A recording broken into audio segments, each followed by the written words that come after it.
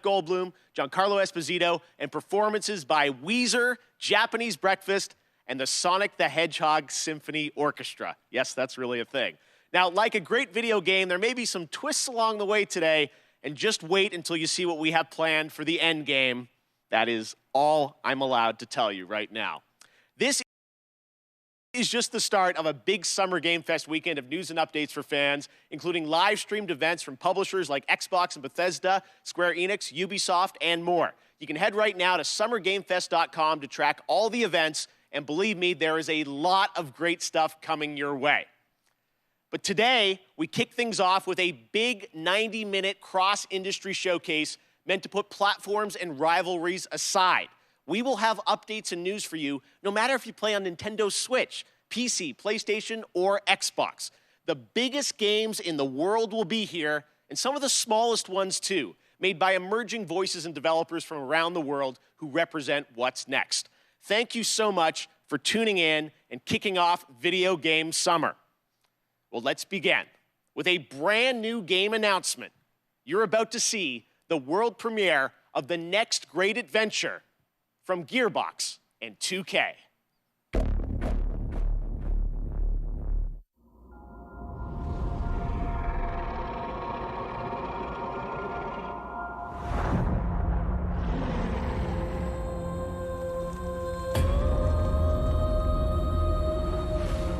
Fate. It soars on the wind. It rises from the grave. It stalks the ocean floor.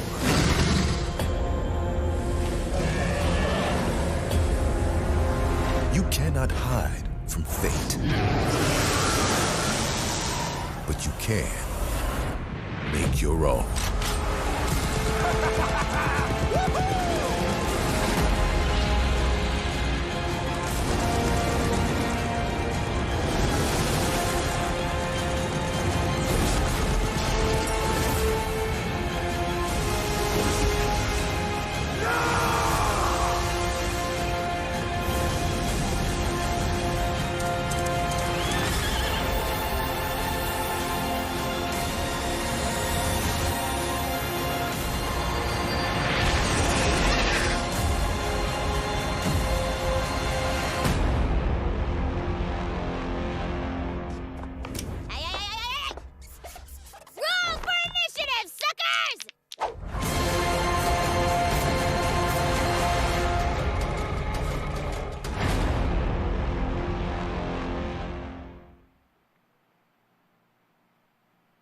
Tiny Tina's Wonderlands is official, and joining us now is Tiny Tina herself, Ashley Burch. Hey, Ash, how you doing? What's up, baby? How you doing? Great to have you here. So I think the big question everyone's going to have is, what is Wonderlands? What can you tell us about it? It's a great question. Yes. It's a high fantasy take on a looter shooter, as you saw, and if you're a fan of Borderlands, you'll probably recognize some fantasy elements inspired by Assault on Dragon Keep, which was the Borderlands 2 DLC that was beloved by the devs, and so this kind of inspired Wonderlands. Now, I think the elephant in the room is this a Borderlands game? Is it not? How does it relate? So it actually isn't. It's its own standalone game. And people that love Borderlands are gonna find lots of elements to love about Wonderlands, but it's its own thing. Yeah. Tiny Tina's got her own thing going on now. So it's got its own mechanics. There's spell casting. You can customize your character this time, which is super exciting. And yeah, so if you love Borderlands, you're gonna find stuff to love in this. And if you've never played a Borderlands game, this is a great place to start. Okay, well, Tiny Tina gets her own game, which is fantastic. Yes. What is her role? Why does she get her own game? So she is your bunker master. Yeah. She is kind of guiding the narrative and changing it on a dime if she wants. And she's just taking your cast of characters, which is an amazing cast, through this wacky world, and she's taking you on an adventure to defeat the Dragon Lord. And who is that? I don't know. You'll have to play. And I wonder who plays the Dragon Lord, because you've got quite the voice cast, including you in this, which is awesome. So feels like such a big experience. So this was a bit of a tease, announcing it's out there. When will we find out more about this game? Hopefully this summer, yes. And you can find out a lot more at playwonderlands.com if you'd like. Okay. But yeah, just stay tuned for updates. All right, coming early 2022. So something to look forward to next year. Ash, thank you so much for joining us in person. Thanks for having me. I really appreciate it. And we'll see more later this summer on that game. All right, well, now it is time for another brand new game announcement. This one you probably are not expecting. A classic 90s franchise is coming back to life as a grid-based tactical strategy title for Steam on PC. This is an insanely fun trailer. I hope you'll enjoy it.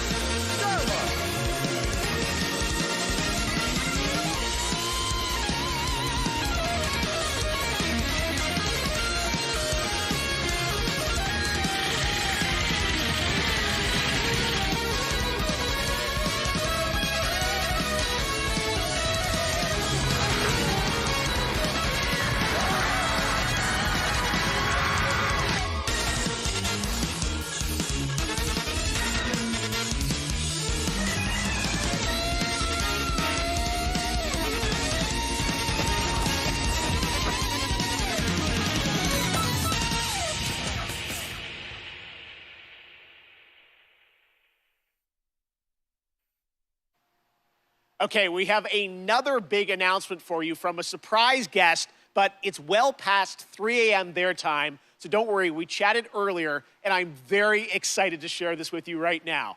Hello, mystery guest. Hello, Jeff. Hi. Mr. Kojima, it is so good to see you. Thank you for joining us from Tokyo. First of all, I just want to ask, how are you doing? How are you feeling? How are things right now over there in Japan? 東京ではですね、また非常事態宣言っていうのが出てて、ちょっとコロナの、患者数が増えつつあると。で、ワクチンをそろそろ打ち出そうとしてる、そういう感じですね。Well, we certainly hope that you're going to get your vaccine soon. Let me ask you, as a creator, how has this past year impacted you? 今までのものづくりっていうのは、今自分がいる世界を見て、で地続きで5年後10年後20年後どうなるかっていうのを考えながらそこにエンターテインメントを加えていって、作ってたのが結構その10年後20年後に当たってたりっていうのがあったんですけど、今回の DS に関してはもう発売直後になったので、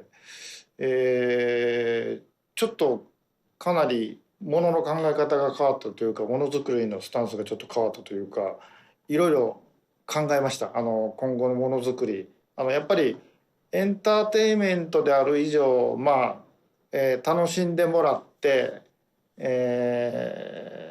そのプレイヤーのためになるものを作りたいっていうんですけど、こんなにも早く時代が追いついてくるとちょっとなんていうんでしょうね、フィクションじゃなくなってしまうので、なんで今回のコロナの中で、この先をどう作るかっていうのはいろいろ考えましたね。他のクリエイターも多分大きく考えていると思います。911の時と同じような感じだと思いますね。これからエンタメをどういうふうに切り取っていくかっていうのはやっぱり大きな課題ではありますね。Well, I know we are all very curious about what the next era of Hideo Kojima entertainment is going to be. I don't know how much you can say, but can you give us any sense of kind of where your mind's at right now, what you're thinking about, some of the themes or the ideas? これ言えないですけど、今までのような、こう一歩一歩進むものじゃないんですよね。やっぱりその911の時もそうですけど、このコロナでガラリとあらゆるものが変わっていく、ものすごいスピードで変わっていくんで、そこでエンターテインメントが遅れを取ってしまうとダメなんで、それをどうするかというその予測ですね。全くこう宇宙人が攻めてくるとか、そういうゲームであればコロナ禍でも関係ないんでしょうけど、やっぱりこう、社会性の基盤を持ったエンターテインメントっていうのを作りたいですし、皆さんに起こりつつあることをエンターテインメントの中でちょっとこう紹介したいというのもあるので、今後世の中がどちらの方向に向かっていくかっていうのが今まで以上にすごく急激に変わっていっているので、そこを間違えないように作るというか、そこはすごく神経質になってます今。All right, fair enough. I tried. Well, Mr. Kojima, honestly, I really do appreciate you making the time to stop by and just say hello to everyone. We miss you, and we can't wait to see what you're working on next. So thank you. Jeff, one more thing.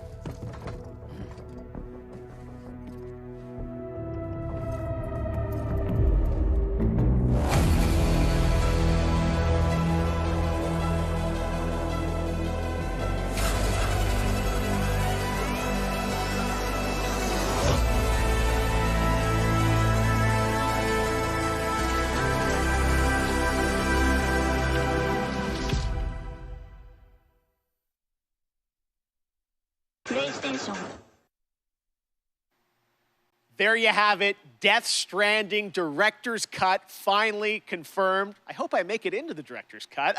I'm told the full reveal is just weeks away. Stay tuned. All right, next. It's my honor to welcome to Summer Game Fest a legendary actor who dedicated a whole episode of his Disney Plus show to exploring the world of gaming and has been in games like Call of Duty Black Ops 3. And we're thrilled to have him here at Summer Game Fest. Jeff Goldblum, how are you, my friend? Thank you so much, Joffrey or Geoff or sorry, I think it's Jeffrey. Hey, maybe it's Jeff. Hi, Jeff. Thank you so much, sincerely, for having me here. I'm thrilled to be here. Hey, I was watching your show, and I was wondering, if there might be some video game world premieres, as you say. And sure enough, yeah, there is. There is. Yes, we do like our world premieres around here. Any chance you brought one with you today? Well, it's funny you should say that. Yes, you could say, yes, I do. If you don't mind, I've got something here. I'm going to read it on this. There's a little bit of a teleprompter that they're putting up here, so I'm going to read something because I don't want to get it wrong. I'm very meticulous about this. So here's a dramatic reading of this game announcement. Ready? I'm going to make the game announcement right now. Hello. I'm here to welcome you to a very different world. It's going to elevate you to new heights. It's going to submerge you to new depths. Maybe even challenge you to control chaos. Actually, it's going to certainly challenge you to control chaos. It's a world so-called evolved. Take a look at the, you guessed it, world premiere.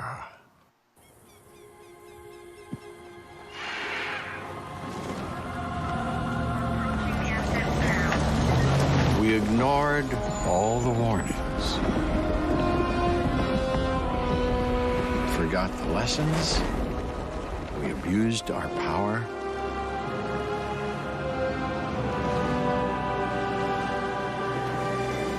We played with genetics like it was a toy.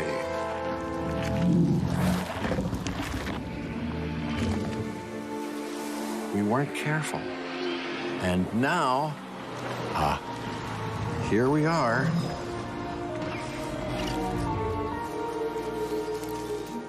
This is a very different world.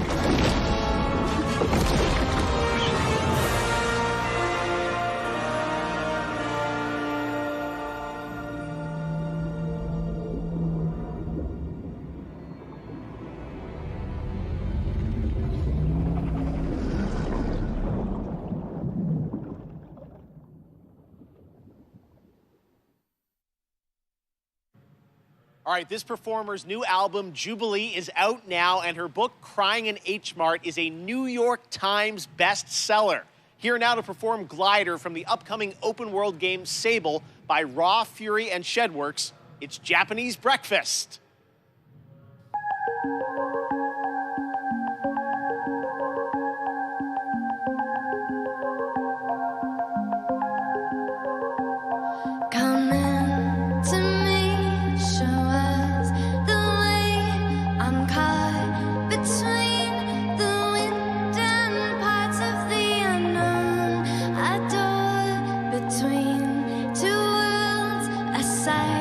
To see, it feels like everything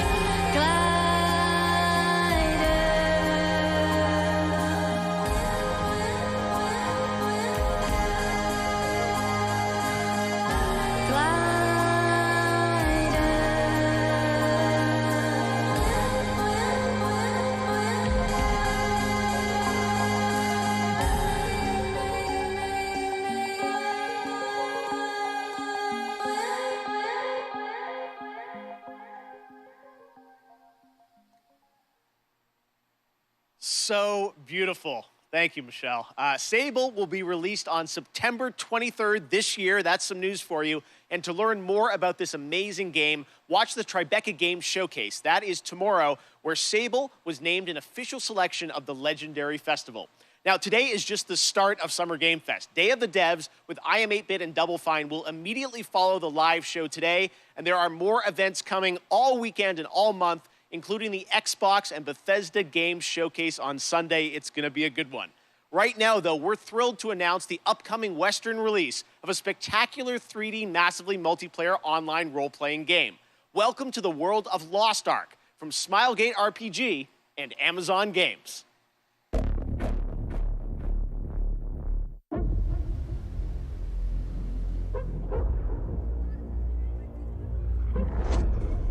The Lost Ark is now but a myth. A relic from the half-remembered Chain War.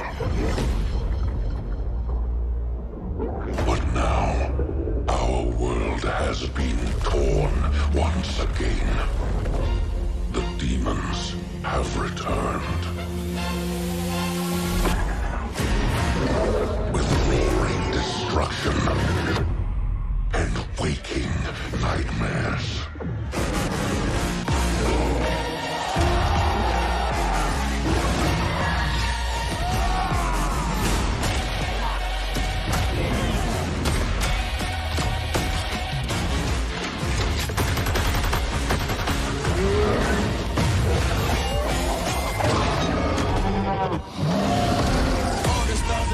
Address me as your majesty, so better say your majesty. I might react erratically. Throw you in the fire, purifier. I'm Messiah, my empire's on the line. You better find yourself a place that might be racing. If I'ma say it twice, my name divine. I'm aiming high. Don't look in my face, take a bow and say goodnight. Glory to the emperor, my temperature is rising. No, it's hot, it's getting violent. I need silence, I need silence. Now, out of hope, turn to myths to prove that not all is lost.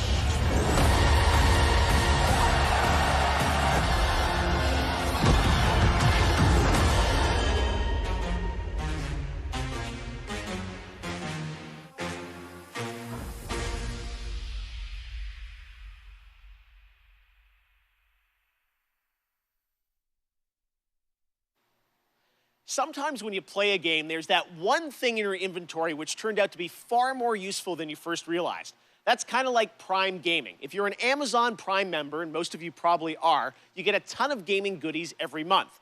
This month, you can download Battlefield 4 and Batman the Telltale series completely free for PC, and there are special in-game benefits and perks in GTA Online, Valorant, Apex Legends, and more that you can unlock. It's awesome value, and honestly, this kickoff show would not have been possible without the Prime Gaming folks believing in my vision for a new way to bring you the news this summer.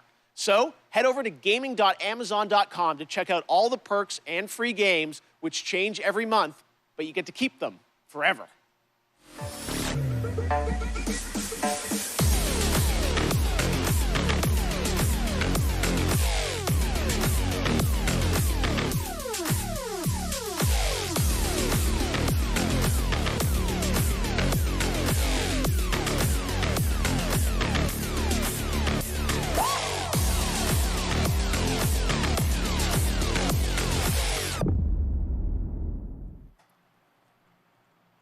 Okay, right now I'm honored to be joined by Johanna Ferris, the new GM of Call of Duty. Johanna, it's so great to have you with us here on Kickoff Live. Everyone is so excited about what Call of Duty's been doing with all these seasons, and I know, looks like next week, June 17th, Season 4? Yes, we're super excited. We're super honored to be here, so thank you first and foremost to that. It's just such an amazing time for Call of Duty. We're experiencing such transformational growth and dynamism across the entire brand, you know, from premium title releases to everything we'll talk about today, with Warzone, with mobile, with esports. So it's just super incredible, all the work, and shout out to everybody in the Call of Duty family who makes it happen every day. Yeah, no, you've been, I mean, I know Season 3, it was like, you know, Rambo, Die Hard now. Who knows what's in store for Season 4, but you guys, you know, continually update the game now with new stuff. Season 4 is coming next week. What can you, this is first info on it. So what can you tell the fans watching around the world? Yeah, we're stoked. It's jam-packed with new content across Cold War and Warzone. You know, you've got new weapons, we've got new maps, we've got badass new operators. I'm super excited about the hijacked gulag. We've got expanded zombies content for everybody who loves that part of, you know, the gameplay experience. So we're thrilled, and I'm excited to bring it forward a little bit here today. I know, we've got the first look world premiere trailer of Season 4, so let's take a look at that now.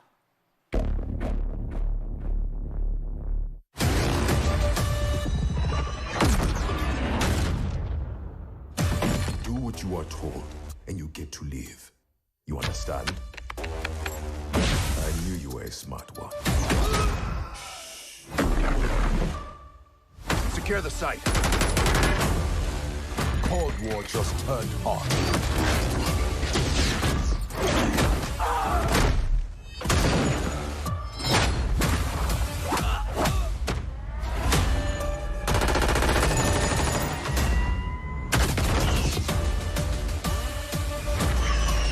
We've located the satellite.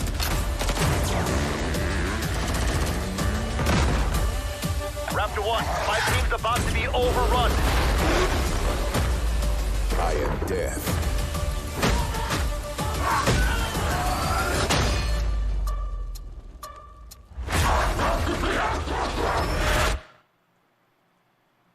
Oh my God, that looks so fun, and 1 week away. 1 week away. All right, well, let's move on to, you first joined Activision to run Call of Duty esports, and we're gonna talk a little bit now about what is the World Series of Warzone, which is gonna start on June the 22nd.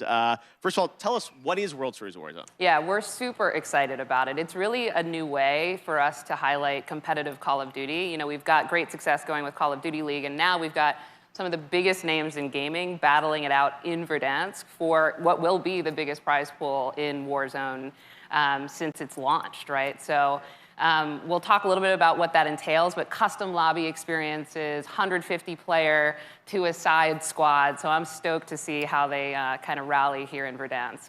Yes, and coming up very soon, June 22nd, looks like Twitch Rivals is going to be a part of this? Yeah, we are honored to be in partnership with Twitch, always, right? But certainly here with World Series of Warzone and partnering with Twitch Rivals, who's already done so much to really put competitive Warzone on display. So couldn't be in better partnership there, and we're excited to have everybody tune in.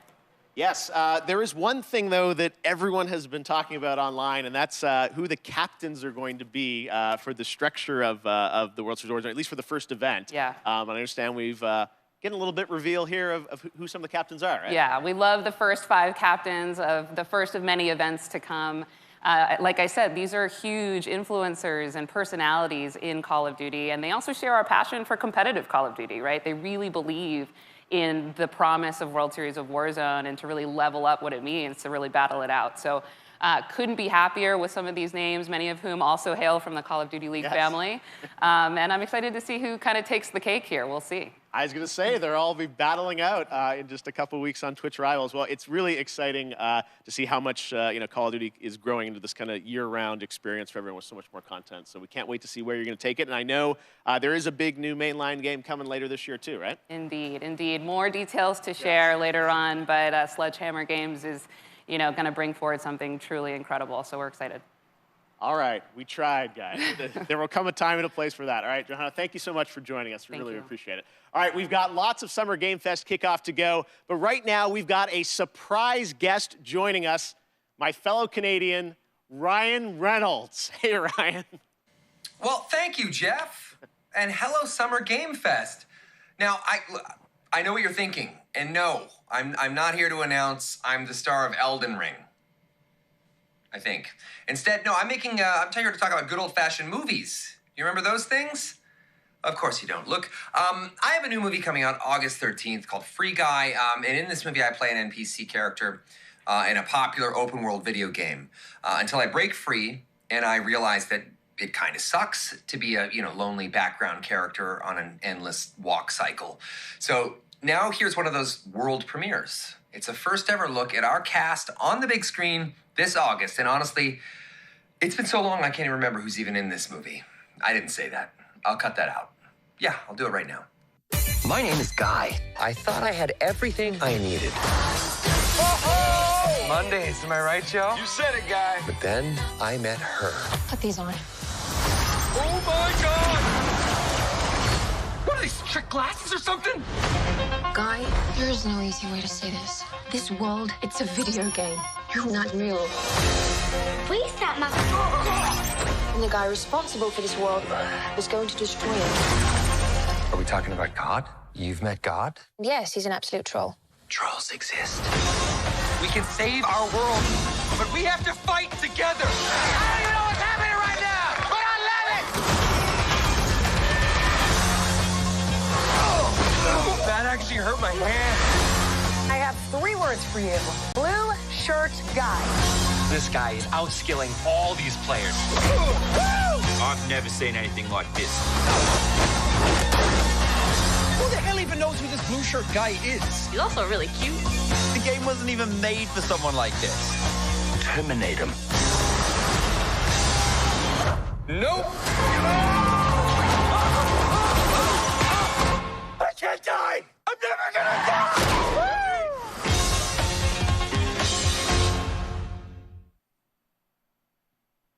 That was fun seeing Ninja, Pokey, Jacksepticeye, Laserbeam, all those guys who will be in Free Guy. Ryan had to say it. I can't say it yet. All right. Up next, it won multiple awards at the Game Awards, and Among Us just keeps going. Now it's time to hear from Inner Sloth on what's coming next.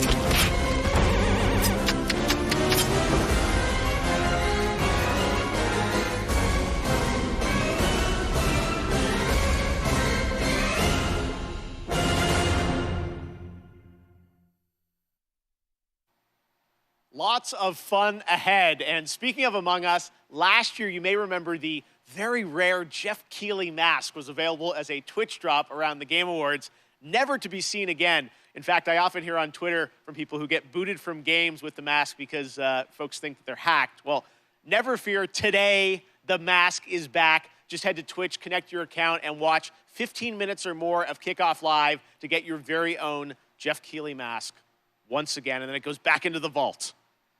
I don't know what's going on. All right. Speaking of independent developers, now I'm very happy to welcome to Summer Game Fest the head of indies at PlayStation, a legend in his own right who has some exciting things to share, Shuhei Yoshida. Hi, Shu. Thanks, Jeff. Hi, everyone. I'm Shuhei Yoshida, head of PlayStation Indies. What I love about working with independent developers are the new and unexpected games that they create, which allows us to offer an array of unique experiences for players. In my role at Sony, it's very exciting to get to meet with these talented studios, which sometimes can be one person or a small group of friends, to help nurture their ideas and bring them to the PlayStation fans. One example is from Finji, who has been working with Greg Lobanov, the developer of WonderSong, to publish their new game, Chivalry, A Colorful Tale. Chivalry released today and gives players the chance to experience a coloring book-style world where players use their painting powers to explore, solve puzzles, make friends, and draw on anything. Check out Chivalry, A Colorful Tale on PlayStation 4 or PlayStation 5 after the show. As a huge Soulspawn games fan, I totally enjoyed the beautiful 2D action adventure Salt and Sanctuary a few years ago. The developer Ska Studios has been hard at work on a new title, which I'm proud to present to you, Salt and Sacrifice.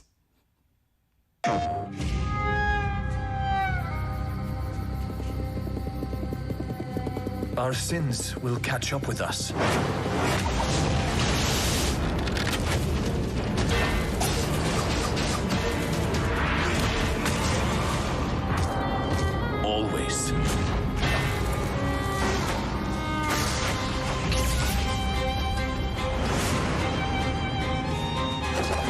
was given a second chance. I spoke the words.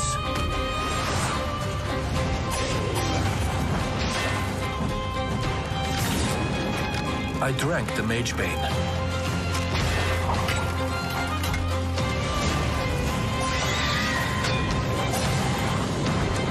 I live now only to hunt mages.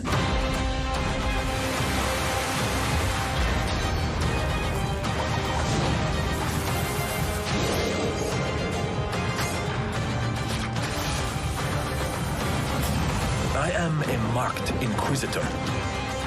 There aren't many of us. But together, we will tame the chaos.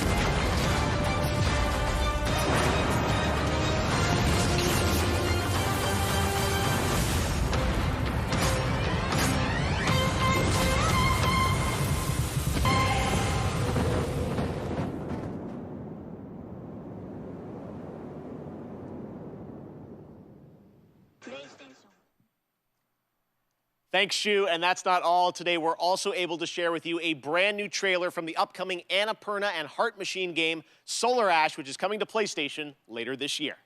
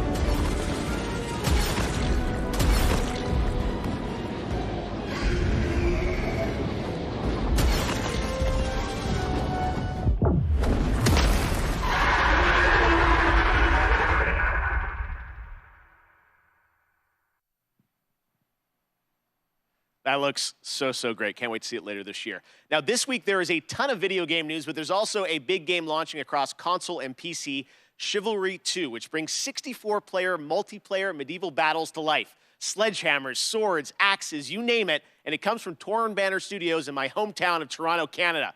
Here's a look at the launch trailer for Chivalry 2, which you can play right now. Ready your weapons! Kill the ungodly!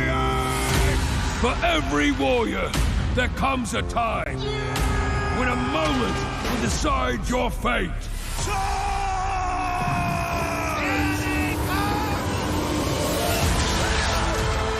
As the throng of battle echoes against steel and shield, and we cry out towards eternity, find yourself in this moment!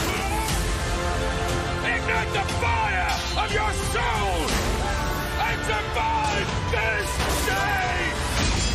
Fall before me! Another victory! For Agatha!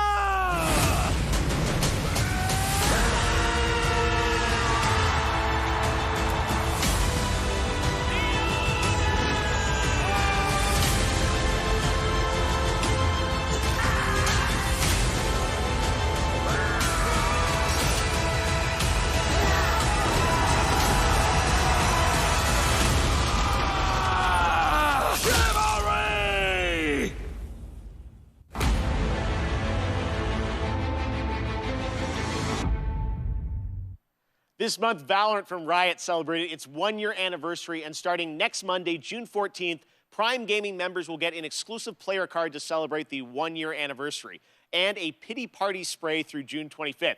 This is all leading up to the release of Episode 3 of the game later this month, which will be celebrated with an epic WW Fest Unlocked Year 1 stream on June 25th.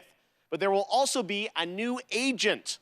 Who could it be? Well, here's your first very exclusive but very quick tease to whet your appetite, with more to be revealed later this month during Summer Game Fest.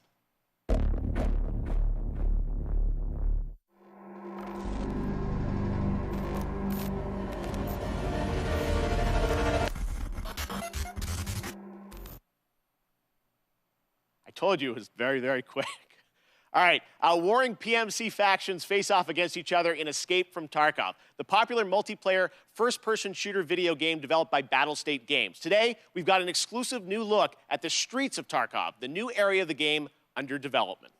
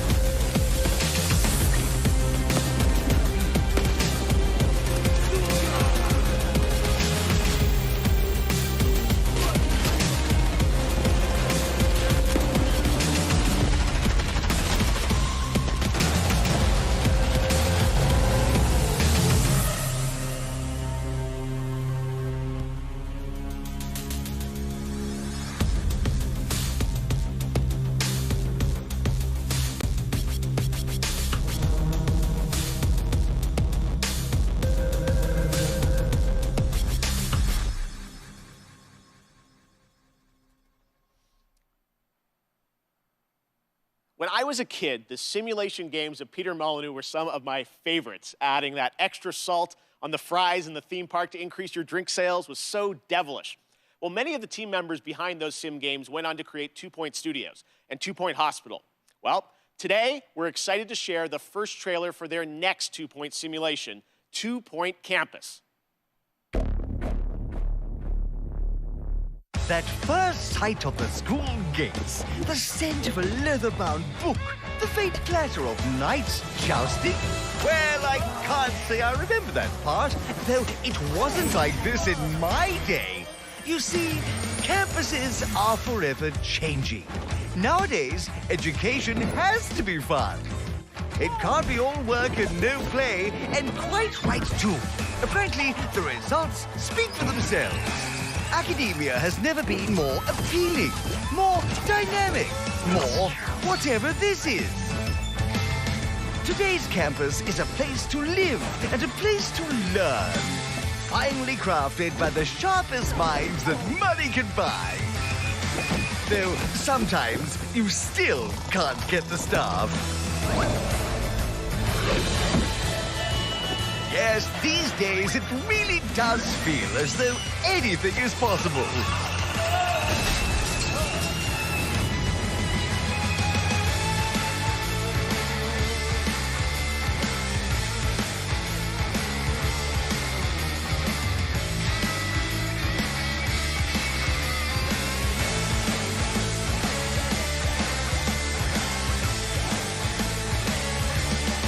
Point Campus.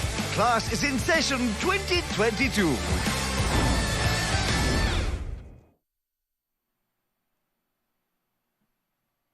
This year, I am thrilled to have Netflix as a part of Summer Game Fest. They have been doing an incredible job adapting games with series like Castlevania and the Dota anime. Well, there is a lot more coming, and you don't have to wait long to find out more. Tomorrow, I'm honored to be guest hosting Netflix's Geeked Week live stream with Mari Takahashi and Rahul Kohli.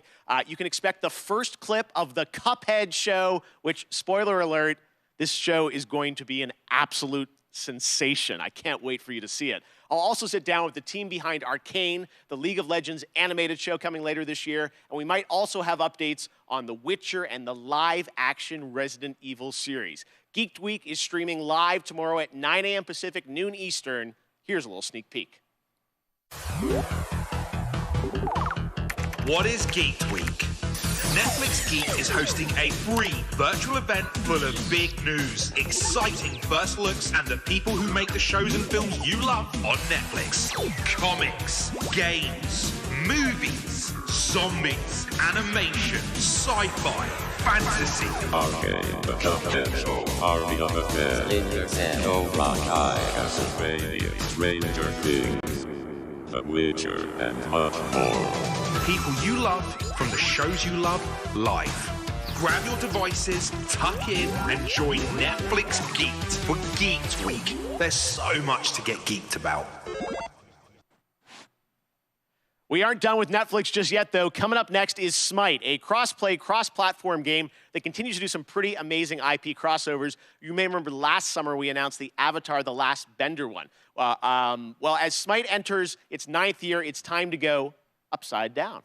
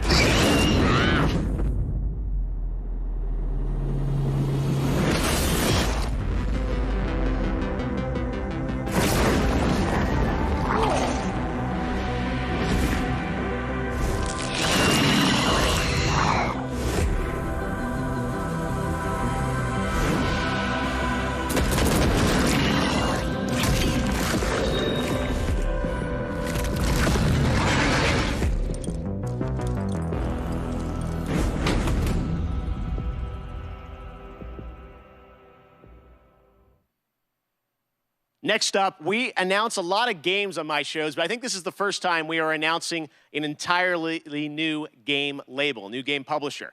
Enjoy this first look at more than 12 games that make up its initial slate.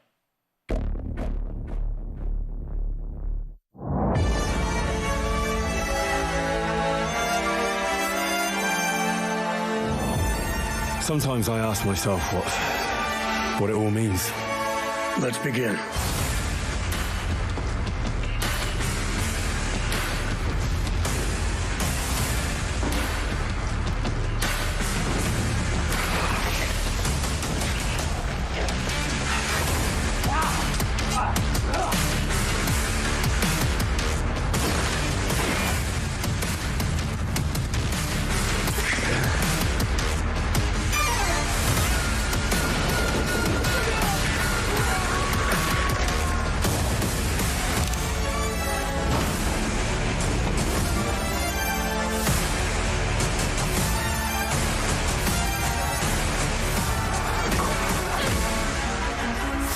Is that who you are?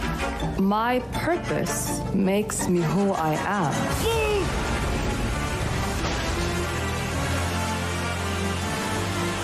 I finally have the feeling we're doing something worthwhile. Being relied on to succeed where others would fail.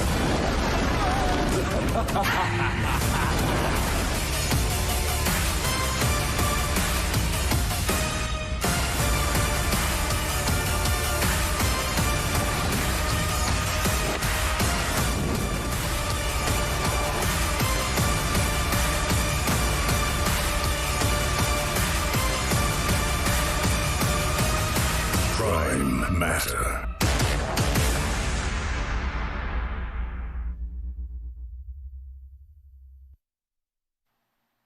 There you have it, Prime Matter, Payday 3-2, and there is actually one more game added to the mix, and for that we go to Todd Hollinshead from Saber. Todd, how you doing? I'm great, Jeff. Thank you for the intro there. I'm really excited to have this little last addition, which is that Saber and Prime Matter are working together on a new game in the Painkiller franchise. All right, very cool on that. And there are more details on Prime Matter coming tomorrow with a stream at noon Pacific, 3 p.m. Eastern, and I will be stopping by. Next up is a brand new IP from a brand new studio, Stray Bombay. It's coming this fall only to Xbox, PC, and Game Pass on day one. It's called The Anacrusis, a 4-player cooperative first-person shooter set aboard a massive starship stranded at the edge of explored space. You team up with your friends in an infinitely replayable fight against alien hordes to unlock perks, weapons, and new ways to play that you can share with your team. Here is the world premiere trailer.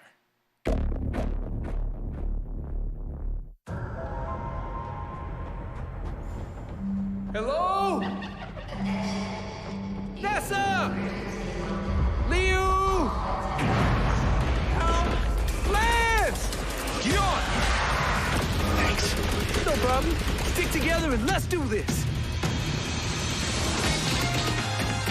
Is this a disco?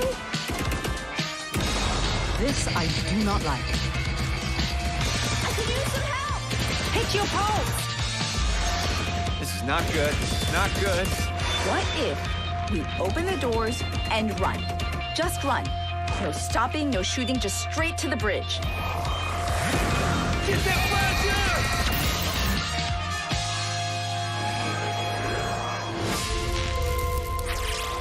Heavy.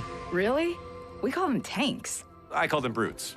From Latin, brutus. We'd sound smart calling them brutes. Eon, you don't want to get in here and help name these? Nah, I'm good. Brute!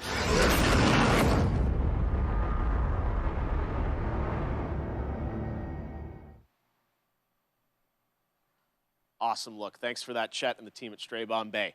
Tomorrow, tune into Summer Game Fest for a special deep dive presentation on New World, a new open world MMO from Amazon Games set on the supernatural island of Eternum. It's finally coming out later this summer, and in the deep dive video, game director Scott Lane will take players into the mysterious supernatural island that is a world of wonder and horror.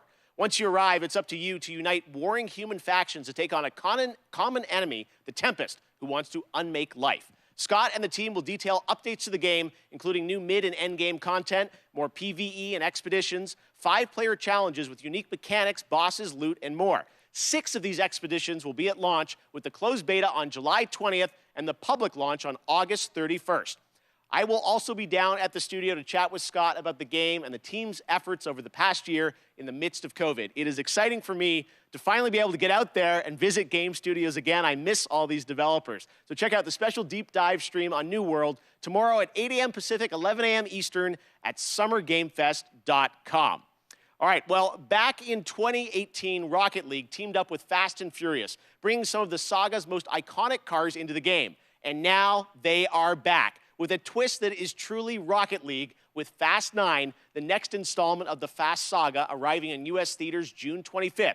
Psyonix is bringing back the Nissan Skyline, Dodge Charger, and, well, maybe the most literal, supersonic, acrobatic, rocket-powered heist car ever conceived, the F9 Pontiac Fiero.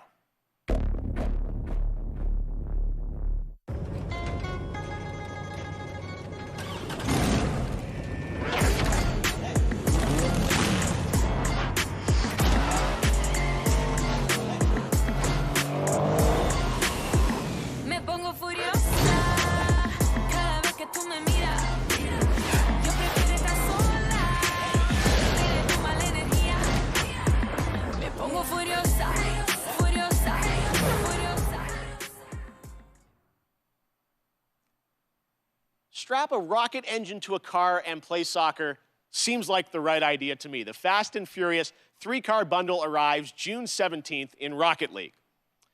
Okay, next up, last year, a new Swedish company named Sharkmob released a teaser for their first unnamed multiplayer project in the Vampire the Masquerade universe. Tonight, we're putting a name on their first game with a brand new world premiere trailer.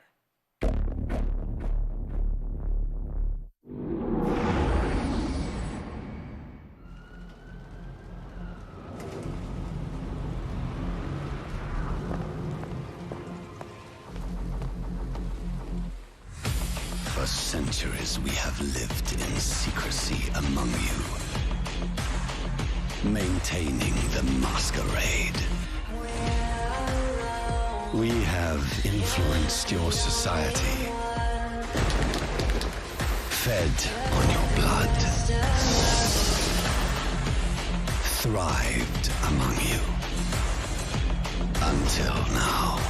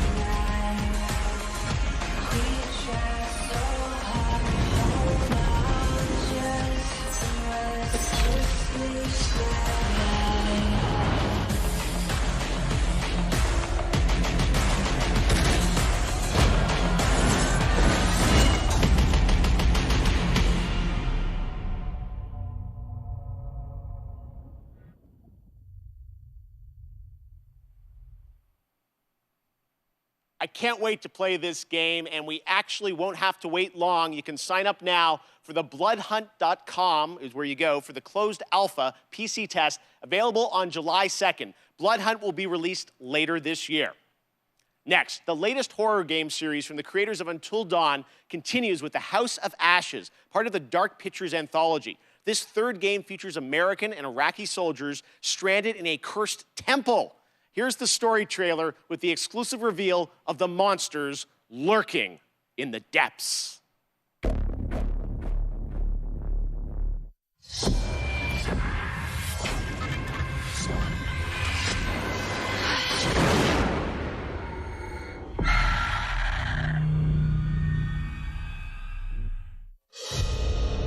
An ancient horror has awoken from its slumber and is hungry for blood. Shall we see how many have fallen into shadow? Satellite sweeps of the Warzone have uncovered what appears to be an underground storage facility. But I strongly suspect it's where chemical weapons are hidden, so we need to move fast. We're on approach, ready to go dark. To descend into the unknown alone is extremely brave. Man out, hold fire. Or extremely foolish. We're gonna psy-op this shit. Brothers in arms, or will it be a case of each man for himself? Down, get down! They're up on the ridge! Return fire! You teeter on the edge of an abyss. Your survival depends on the choices you make. They will be as a compass, guiding you through the unknown. Where on God's green earth have we landed? What nightmare have these luckless souls fallen into? You keep lookout. Lookout? Lookout for what? One by one, their lights will be snuffed out. Unless you can find the means to save them. Trapped beneath the earth, swallowed We have to move, let's go. by the void. Will you find the path to salvation? Or be lost in the darkness forever?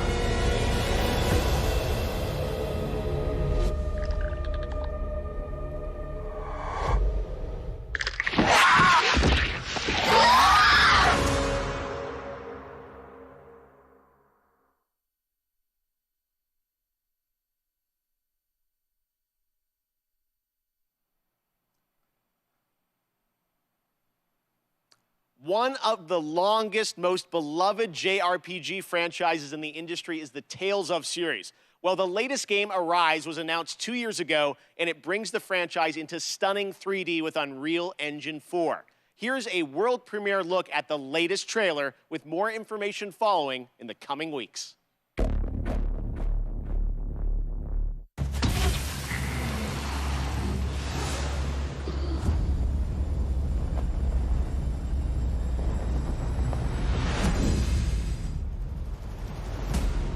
Pretty fancy place they got here.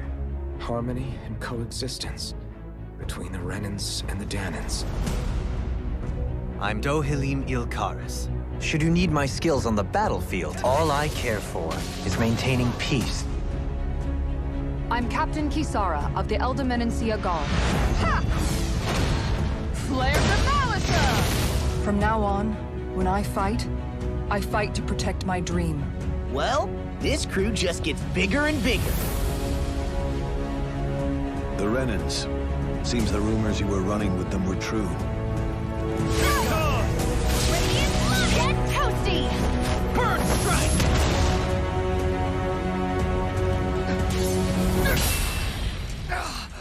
Been looking for you.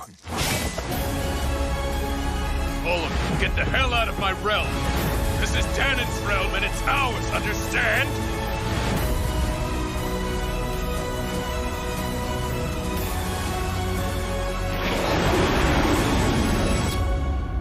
Is it over? It's only just begun.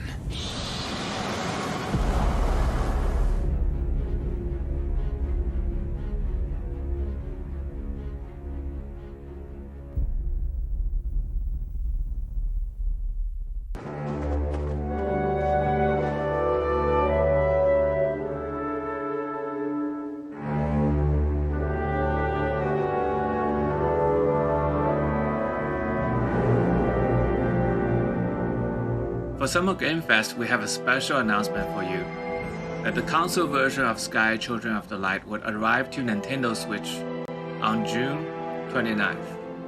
And the Little Prince season would start soon after on July 6th. Enjoy the game.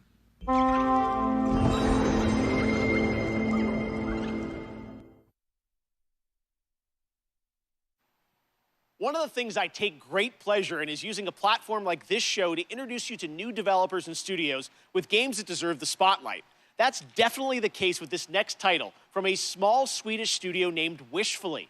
Planet of Lana tells the story of a young girl and her loyal friend who embark on a mission through a colorful world that's designed to feel like a gouache watercolor painting come to life. Here's your first look at the Planet of Lana, coming to Xbox and PC in 2022.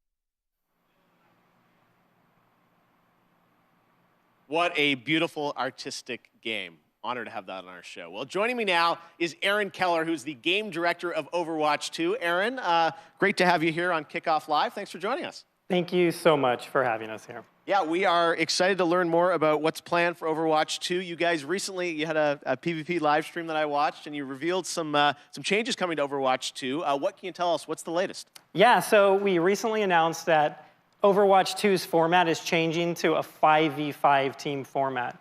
This requires a fresh look at all of our heroes in the game. It should feel new yet familiar to fans of our strategic team-based combat. Yeah, it was great to see you guys playing, and I long awaited for people to get a chance to go hands-on with it. And today, I know you brought us a look at some skins for some of the characters, right? Yeah, the team is so passionate about updating the look and the feel of the world of Overwatch.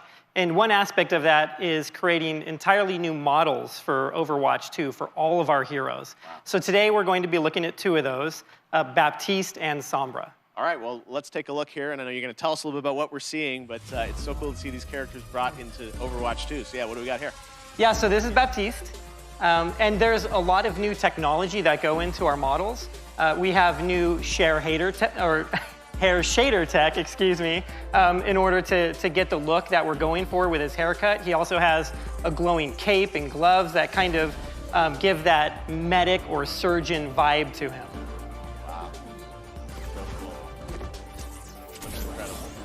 Thank you. And we're going to Sombra, I think, right? Yep, so next up is Sombra. This was a very challenging look for us to update. It's an asymmetrical design. There's so many layers of hair and clothing and technology in this. If you look closely, you can actually see circuitry and nodes embedded in her clothing. She's a world-class hacker, so it all makes sense.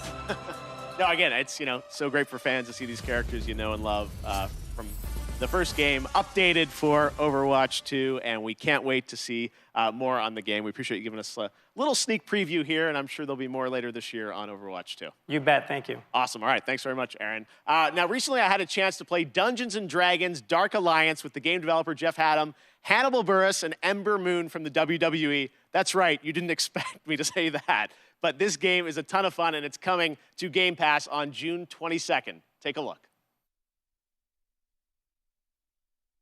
Hey guys, it's Jeff Keeley, and today as part of Summer Game Fest, we are going hands-on with a game that is coming out in just a couple of weeks. It is Dark Alliance, and we've got Jeff, one of the game developers from 2. Okay, Jeff. Special guests, Hannibal Buress and Ember Moon. Okay. That looks like a trap. That looks like a trap. Oh my God. Traps. Ow. Oh, shit. Oh, no, you get... Oh, no. A warrior's death, I died again. I'm coming to get you. Hey. Watch it. Oh. Oh, no. Oh, no, I can't believe I'm down. I'm down, people. The developer's down? The dev is down. So, Ember, I know you really wanted to be Driss, Absolutely. Right? I've read all the books, especially the Driss backstory, and I just connected with it on such an intimate level to the point where my wrestling character that everyone sees on TV is actually based on this character. The red eyes, even though Driss has purple, I just love everything about him, that he's just constantly the good guy the entire time. Oh, what the? He's a butcher. He's the Verbeek chef. That doesn't look healthy at all. Oh, why'd I just run up on him like that? Well, let me see what you got. You ain't got nothing on us, baby. I'm here now. Whoa. I spoke way too soon. We got him. Come on. He's gone. Come on. We don't want any dessert. There you go. Let's go. Damn, what a death. Gonna have some weird dreams tonight because of that. Oh, he flipped us off. Act complete. That was great. Yeah. We did it.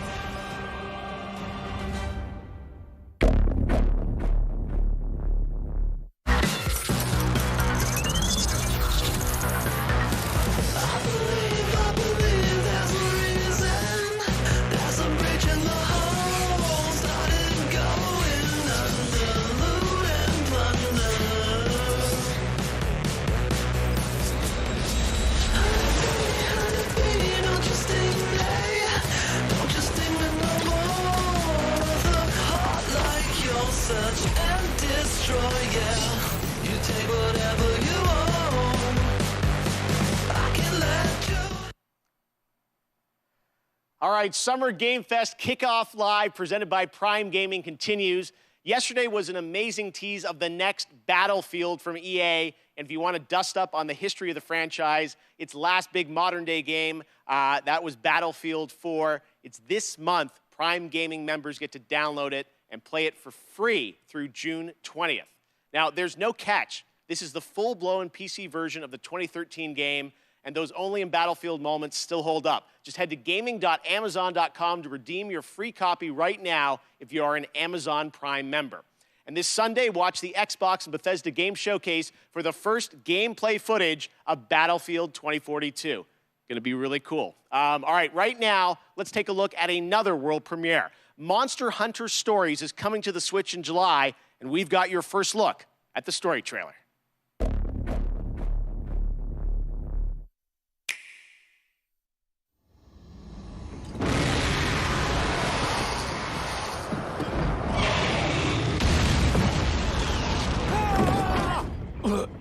Wings of ruin. You don't understand.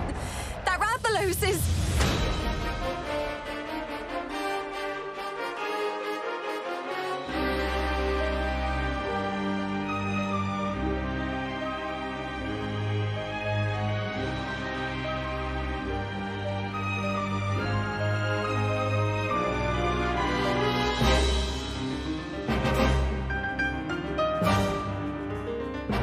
We can't let you interfere with our plans. That's the monster Red Song.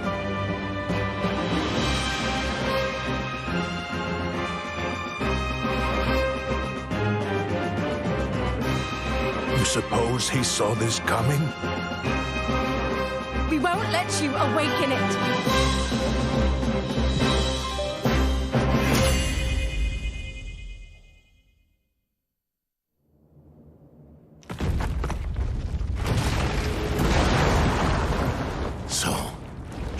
To be born, huh?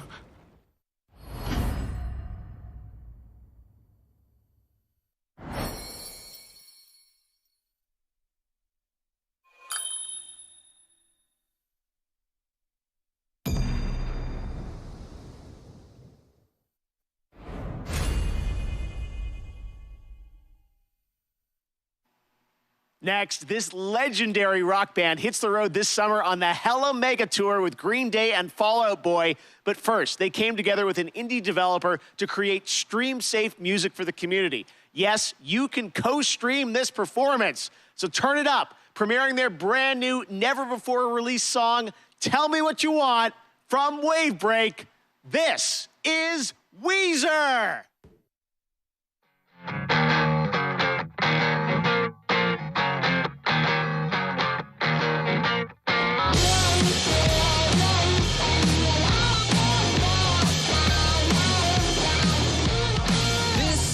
Message that my manager wouldn't approve. After this song, he'll have a lot of cleaning up to do. Don't be influenced by an office full of dorks. I won't mention any names. Pitchfork. Tell me what you want.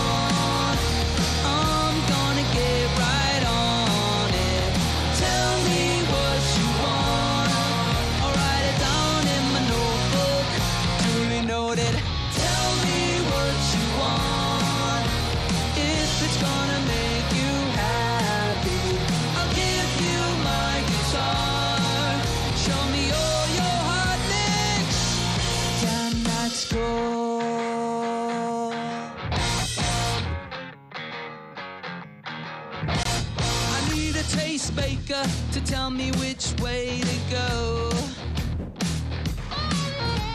so I can play the halftime show at the Super Bowl.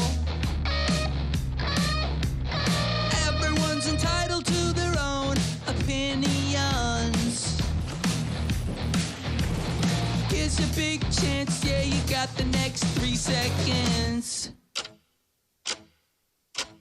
Tell me what you want.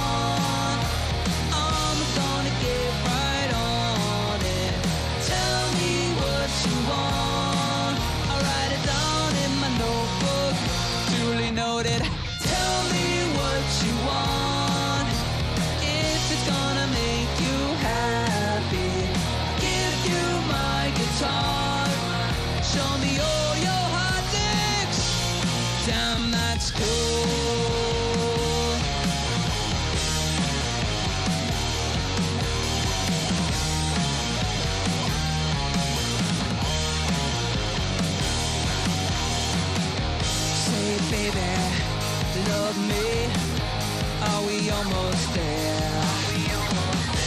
Hey, baby, should I bleach my hair? Tell me what you want. I'm gonna get right on it. Tell me what you want. I'll write it down in my notebook. Do you notice? Tell me what you want. If it's gonna make you happy, I'll give you my guitar. Show me all your hot licks. Damn, that's cool.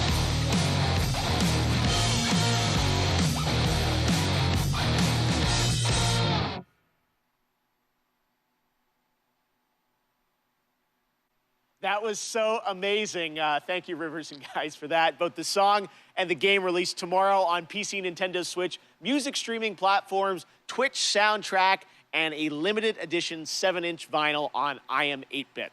All right, well, right now, let's turn to a game that we announced last year at the Game Awards, Endless Dungeon from Amplitude. We showed a brief glimpse of gameplay in December, and fans wanted more. Well, here's an extended look at Endless Dungeon.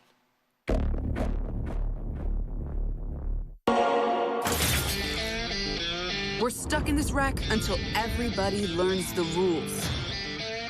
Yep, all of them. Rule number 1, certain weapons work better on certain monsters. Learn it or die. Oh, option B then. Rule number 2, use turrets to protect that unstable dust bomb we call the crystal. Because it's their catnip. And if it goes, you go. Yep, just like that. Rule number 3, watch your squad. Even if you've got the guns, the turrets, and the crystal, you can't do everything by yourself. If you fight alone, you die alone.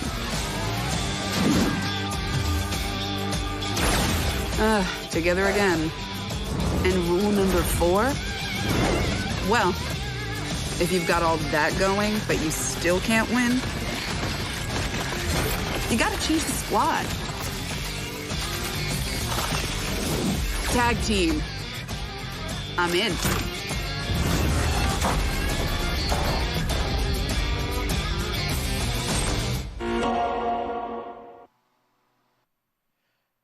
What are you guys doing tonight? If you're lucky enough to have a PS5, you're probably getting ready to play Ratchet & Clank Rift Apart. I've been playing it and having a ton of fun. Well, later today, the team at Insomniac is going to be doing a special launch stream on Twitch. And to tell us more, take it away, Marcus and Mike. Hey Jeff and everybody watching Summer Games Fest Kickoff Live. Marcus Smith here, Creative Director at Insomniac Games for Ratchet & Clank Rift Apart. We're excited that players finally get a chance to play the game tomorrow, and to celebrate, we want to spend some more time with you today. At 2 p.m. Pacific, 5 p.m. Eastern, to live stream the first hour of Rift Apart. Isn't that right, Mike? That's right. I'm Mike Daly, the game director of Rift Apart. In addition to playing through the opening of the game, we'll also be taking your questions live and talking about what it was like to develop the game behind the scenes. So please join us at twitch.tv/InsomniacGames at 2 p.m. Pacific, 5 p.m. Eastern.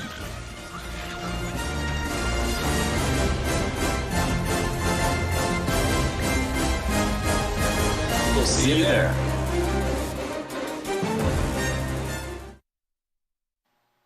All right, we're now about to be joined by the one and only Giancarlo Esposito to talk Far Cry 6. Giancarlo, thank you for joining us. Why did you want to take on this role?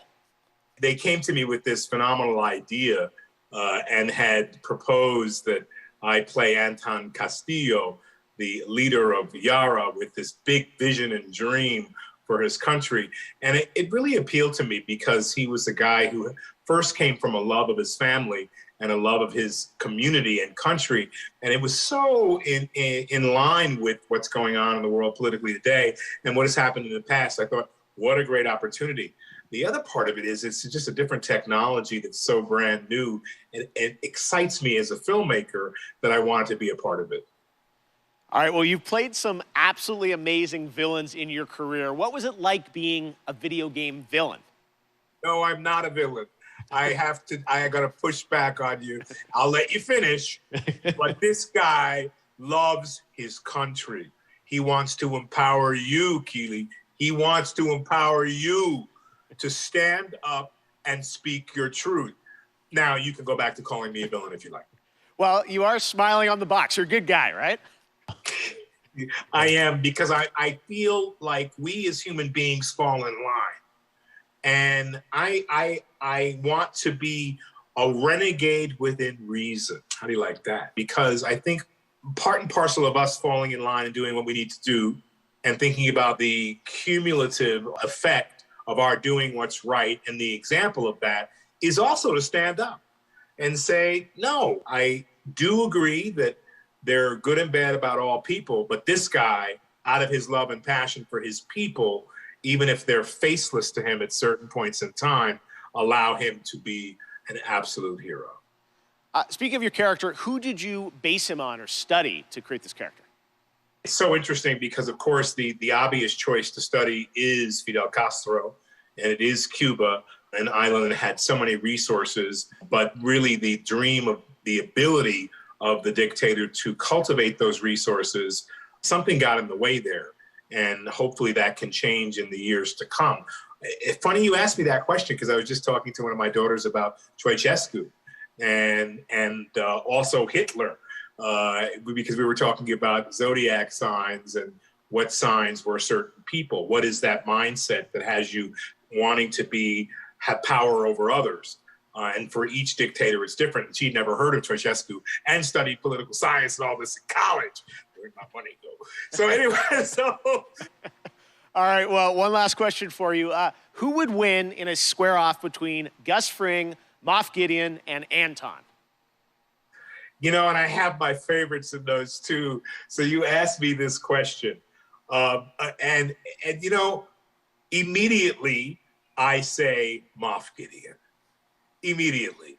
You know, somehow I think Gus is colder and displays that coldness in a very particular way. You know, I think Anton could be the most violent man on earth, but given his situation, he may not rise to that occasion or may not have the time. Moff Gideon is otherworldly. This guy thinks in a different way, and he knows what you're thinking before you say it. And he does all his own dirty work, and he has an incredible tool to help him out. So I'm going to say Moff Gideon. Fair enough. All right, Giancarlo, thank you so much for hanging out with us. We will check out the revolution in Far Cry 6. And I can't wait for it to begin. Let the games begin!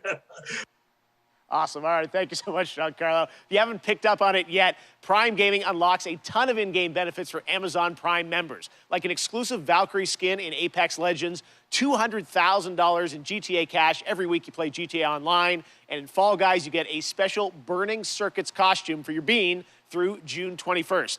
Now, speaking of Fall Guys, the time has come to reveal a brand new costume coming to the game based on a legendary game franchise. Check it out.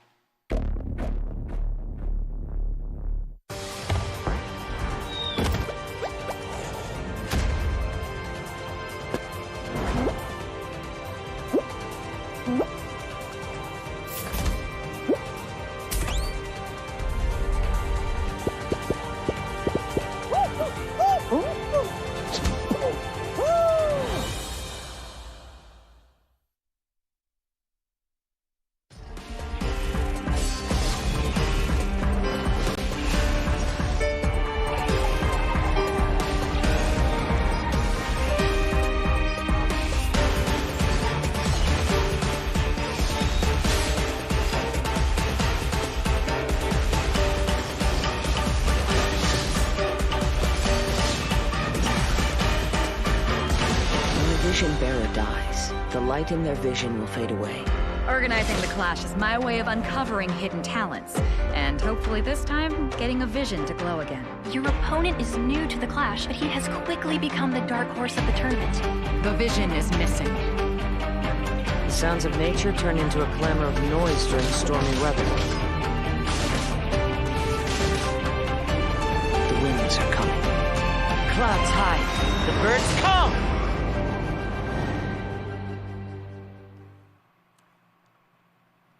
So today we've announced games, a publisher, Prime Matter, so why not announce a developer too? And joining me now are Dave Anthony and Jason Blundell from the newly formed Deviation Games.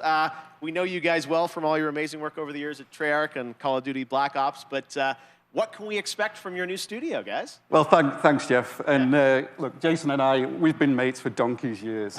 And we're like an all-married couple, Jeff. And we've been working together for decades. And we've worked on some huge franchises. You know the games. You know, they've done well.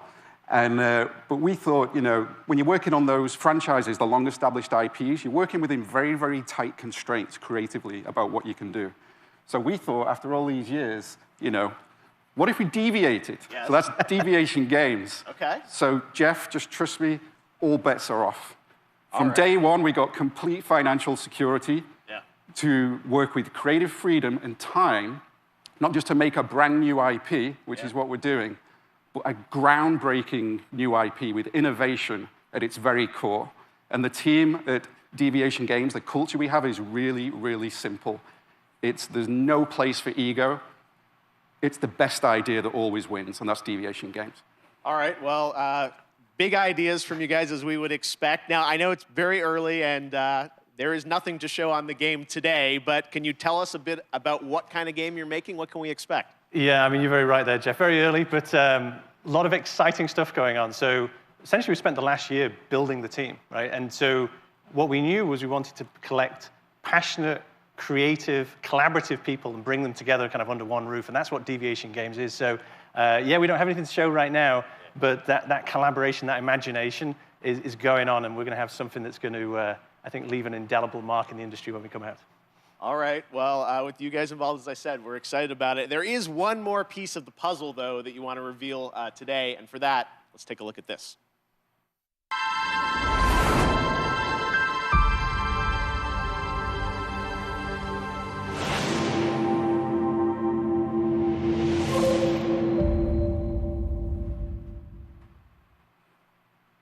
Okay, big news. The stage has changed. Blue of PlayStation, so you're partnering with PlayStation. What can you tell us about that partnership? That's right, Jeff. And the partnership with PlayStation, it's all about quality. From soup to nuts, this project is all about quality.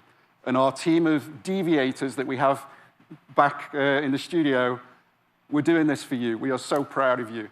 And the partnership with Sony, it's very, very simple. I mean, God, just look at the track record of consistency, of high-quality games that they do. It's hit after hit.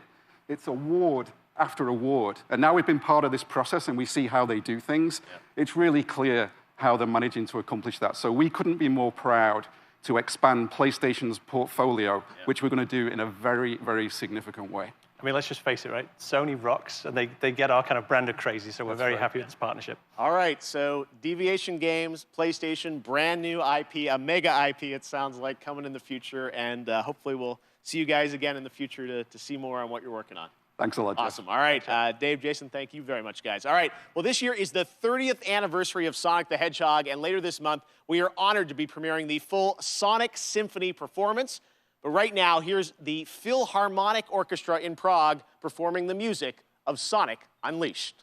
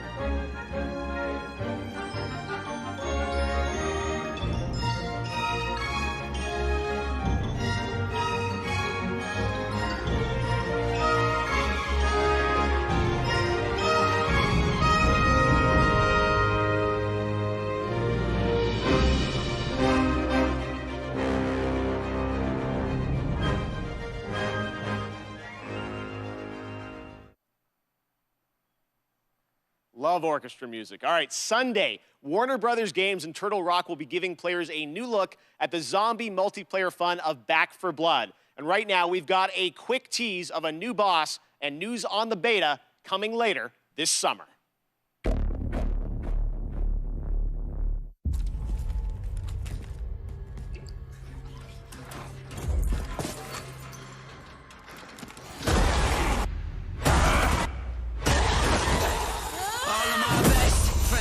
Like to go and get and they talk about all the lives they never got to live. I never learned from my mistakes until I'm too late to do anything. Catch this! You just want to get high with your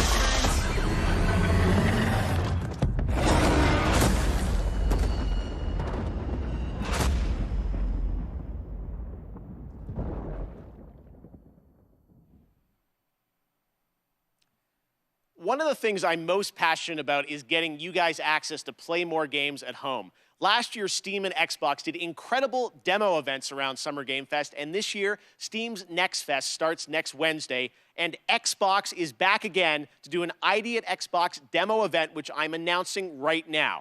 It starts on Tuesday, and it's completely free, no badges required.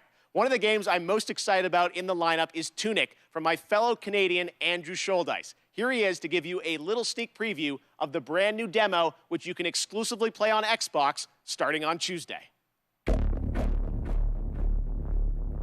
Hi, my name's Andrew Scholdice, and I'm working on Tunic, which is an isometric action-adventure about a tiny fox in a big world where you explore the wilderness, fight monsters, and find secrets. I first started working on it about 6 years ago.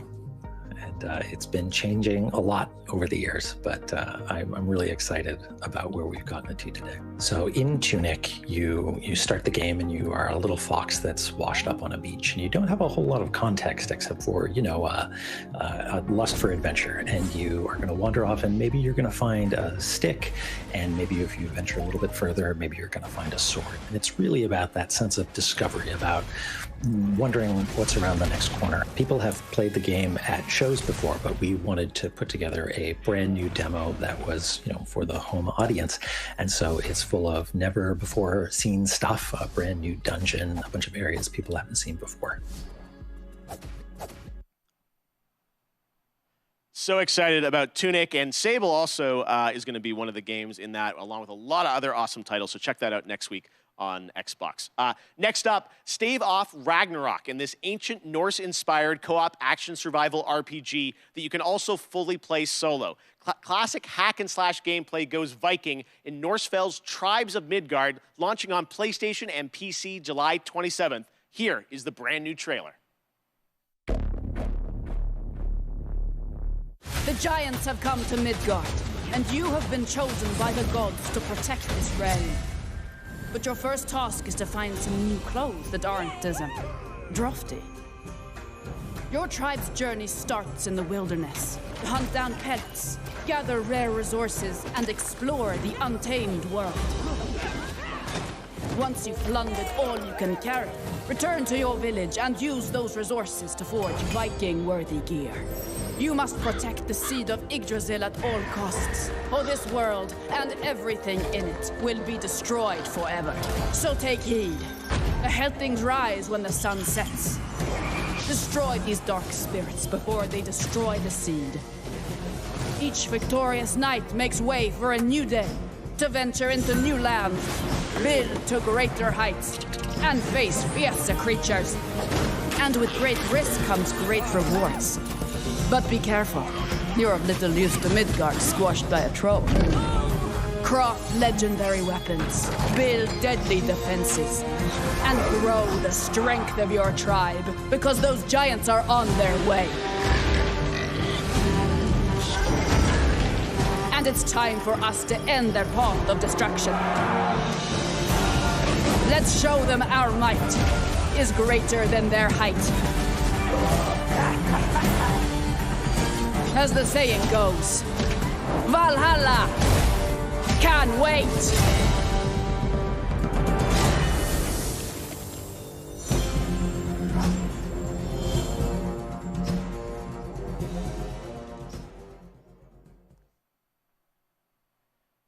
Who's ready for some Evil Dead?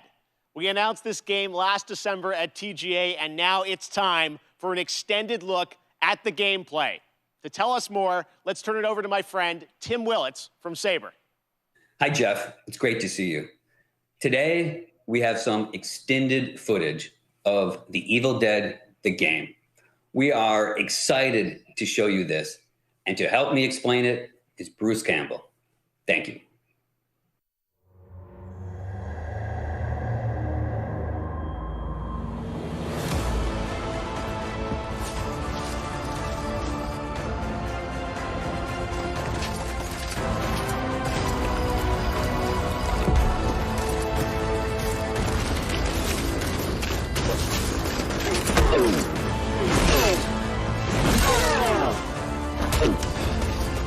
Hola, cyber friends. I'm Bruce Campbell. You know me as Ash Williams, the dude who saved the world from evil. I'm here to bring you the lowdown on the upcoming Evil Dead, the game.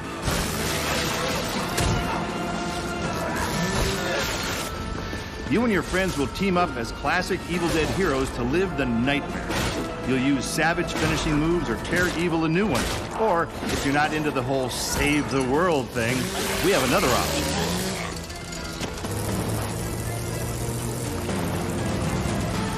You can play as the vile Kandarian demon itself. But who would want to do that? He'd be a dick.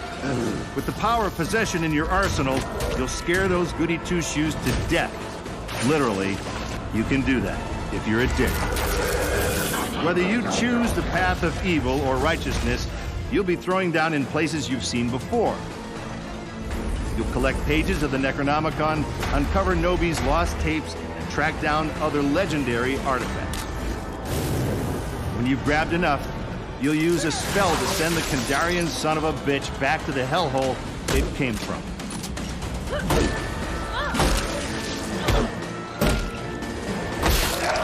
Soon, you'll experience the horror yourself, but for now, I'll leave you with this thought.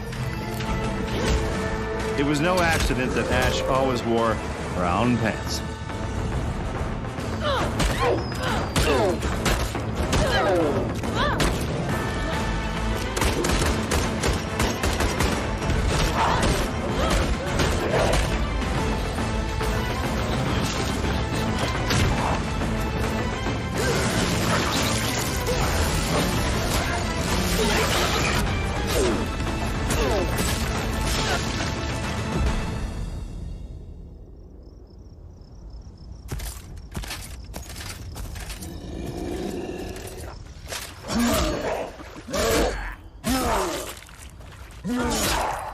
I'll spoil those good.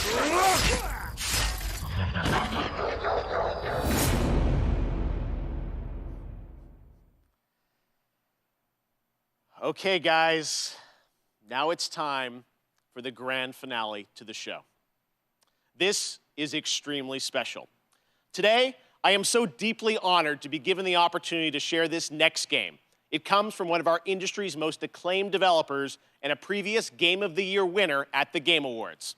I want to personally thank this developer for believing in my vision of Summer Game Fest as a new way to bring all of us together for a cross-industry showcase and kick off the summer in the right way. So, without further ado, please sit back and enjoy this truly spectacular world premiere. It is finally time.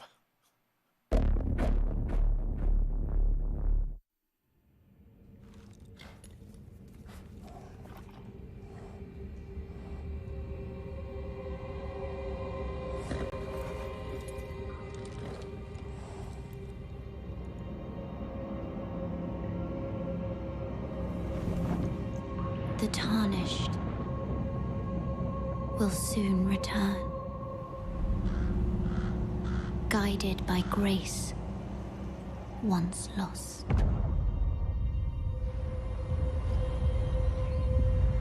The Golden Order is broken to its core.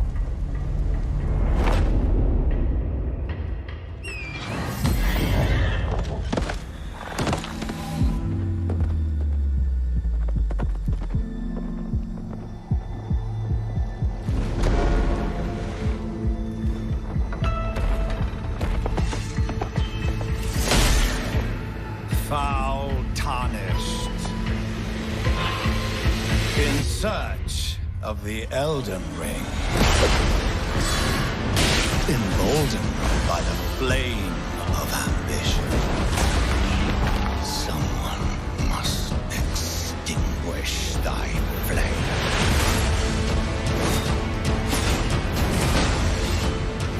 They will fight, and they will die. In an unending curse.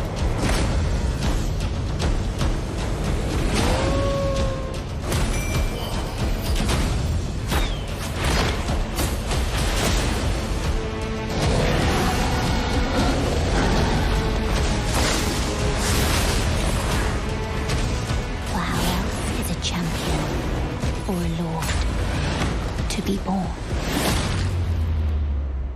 Well, a lowly tarnished, playing as a lord.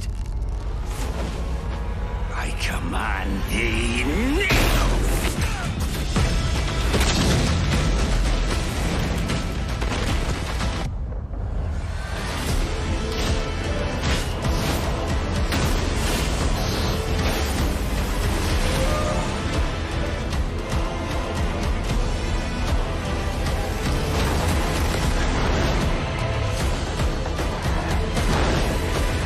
Brandish the Elden Ring.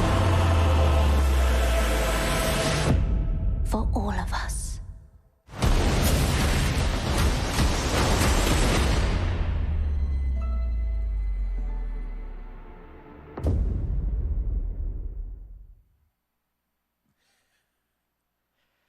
It actually happened. Elden Ring is coming, as you saw, January 21st, 2022 to next gen, current gen. It's so incredible, and I want to thank so much Miyazaki-san and the team at From for sharing that in-game look at Elden Ring. I hope you guys are happy. Oh my God, I'm free, out of prison, all right.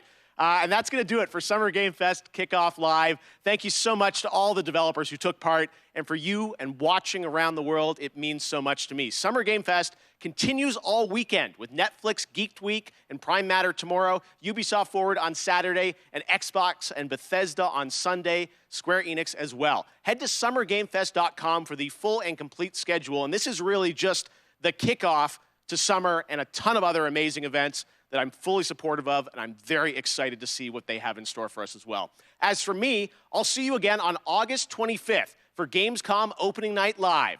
And this December, I am so happy to say that the Game Awards will return as an in-person ceremony at the Microsoft Theater in Los Angeles. More details are coming later this summer. Thanks again for being a part of Summer Game Fest. We will see you tomorrow for more, and stay tuned for the Day of the Devs with I Am 8-Bit and Double Fine right now. Good night, everybody.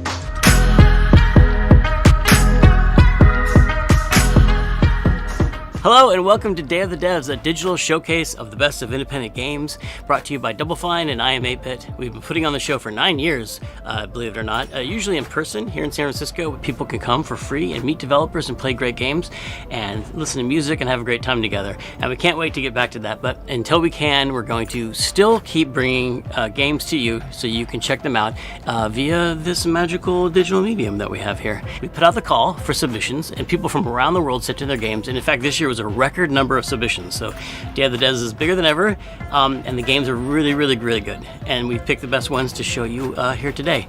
I want to thank our generous sponsors for their contributions, because we really couldn't have done this without their help. So thanks to them. I always get so inspired when I see this collection of games, because the talent and inspiration and creativity on display just makes me really excited to be part of this art form and industry, both to make games and to play them. And I just feel really excited afterwards. So I hope you do too. So please enjoy Day of the Devs.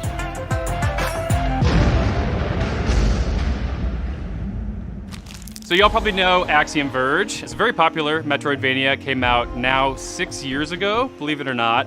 And ever since, Tom Happ, the original creator, has been working on a sequel, which we're about to show you here. I think you'll be surprised and excited if you're a fan of the original. He's doing some interesting new things here, so please enjoy.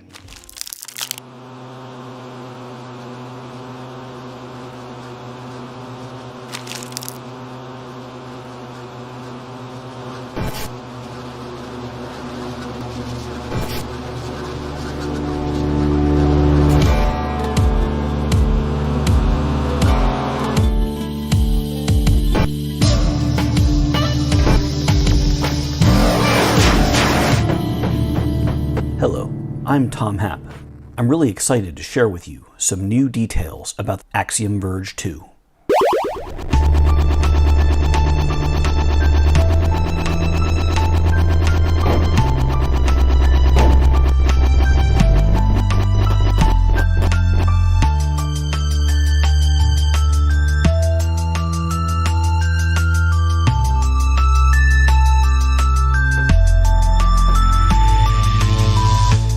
Axiom Verge 2 plays a bit different from the original game. Whereas the main character, Trace, used a projectile-based weapon in the first game, Indra's combat style is primarily melee.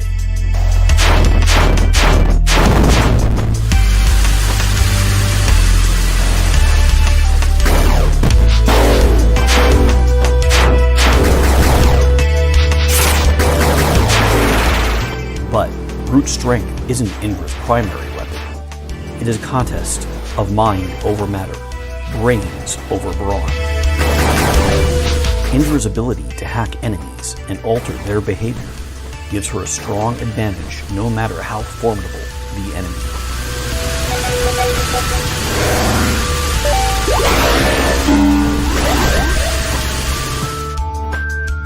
In Axiom Verge 2, it will be possible to complete the game without fighting any of the bosses.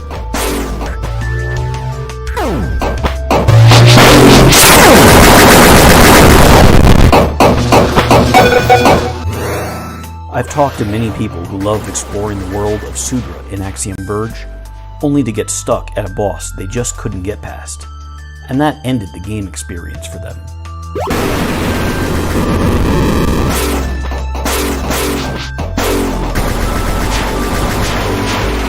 For players out there who love a good boss fight, they're there for you and will be rewarded for your efforts. But if you prefer to run right past them and keep exploring, that's a completely valid way of experiencing Axiom Verge 2.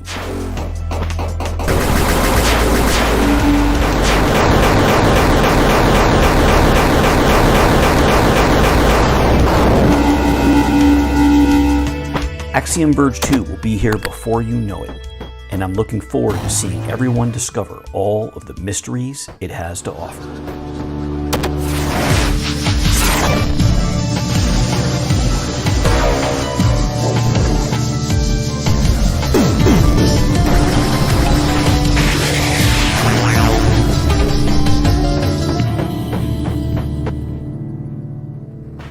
Oh, and one more thing.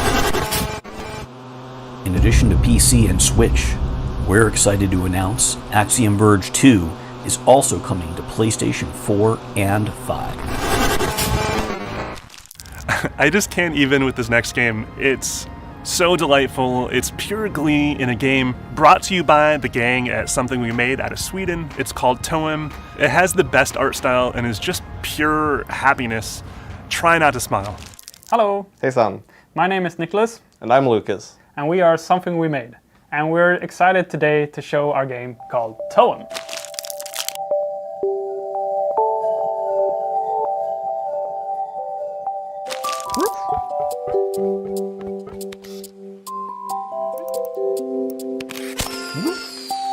You play as an amateur photographer on a journey to see the magical phenomenon known as Toem.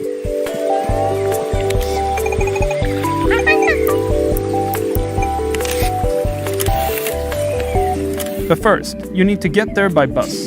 And to earn your bus rides, you need to help the various quirky characters found in the different regions.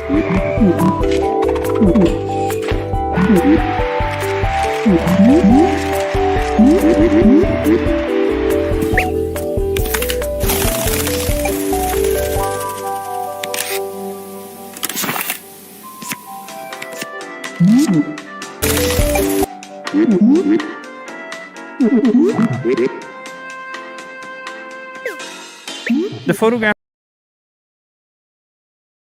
with specific challenges.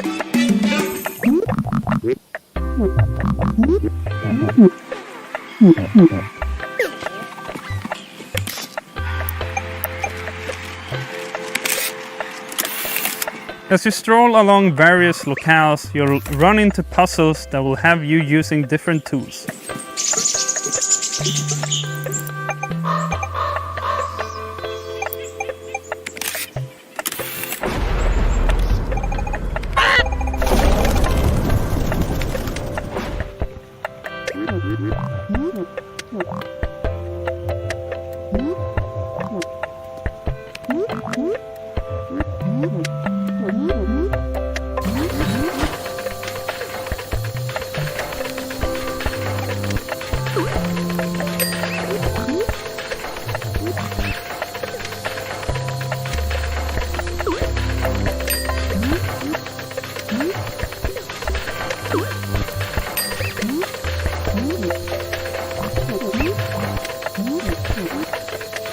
There's a lot to see and photograph in Toem.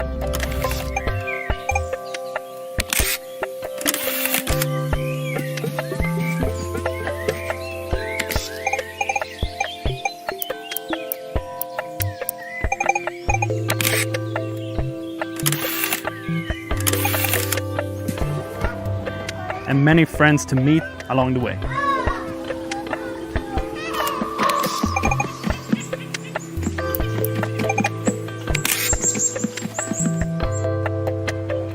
We ourselves are based in a super small town called Karlshamn, which is pretty calm and tranquil. We want to try to capture that inside the game, to hopefully make you feel at peace and content while playing Toem. Hopefully you have a great time playing Toem, and we can't wait to see your photos.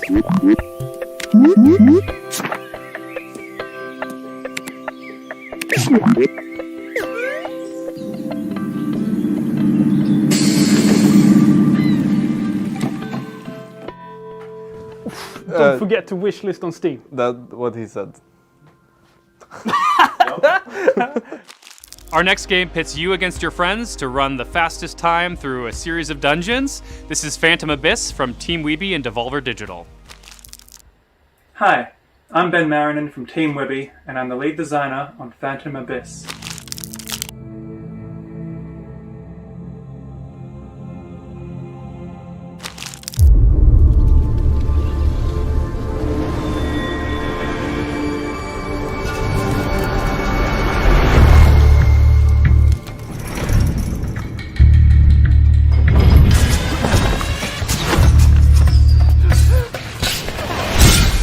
In Phantom Abyss, the goal is to grab a relic buried deep within a procedurally generated temple. However, you only get one shot, and if you die, you never get to try that temple again.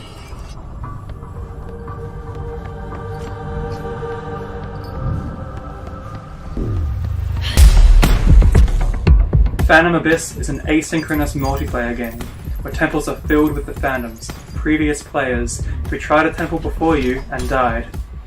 Eventually, when someone claims the relic, they'll seal off that temple, meaning only one person in the world will ever beat a specific temple.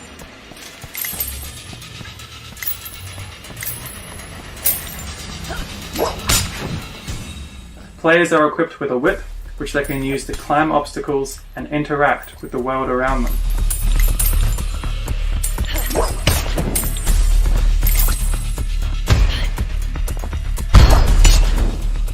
Phantoms also interact with the world, which can be used both to your advantage and disadvantage, so be careful.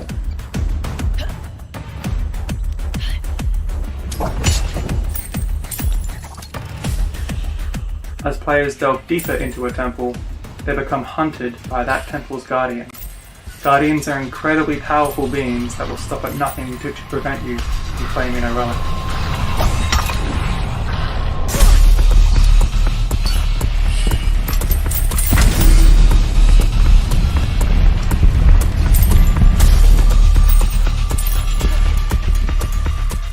There are many different types of whips that players can use in the game, which have their own strengths and weaknesses.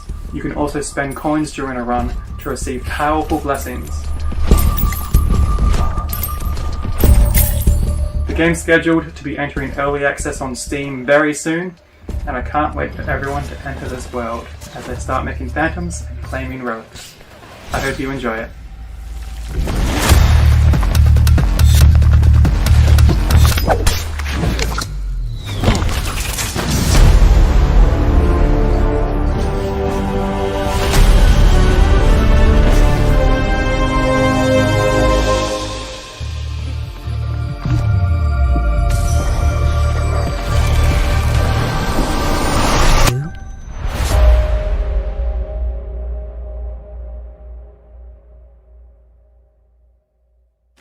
Our next title is a heartwarming tale of fruits, fungi, and frogs.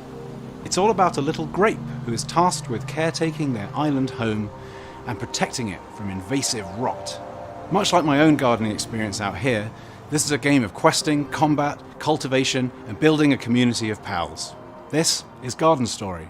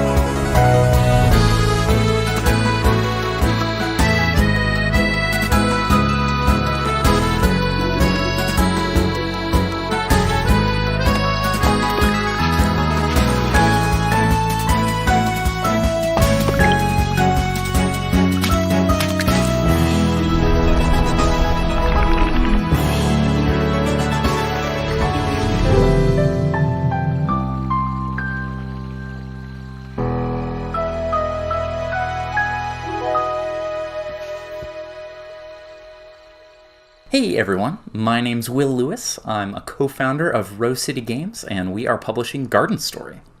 Garden Story is being developed by our friend Pico Graham, with music by our friend Graham Nesbitt.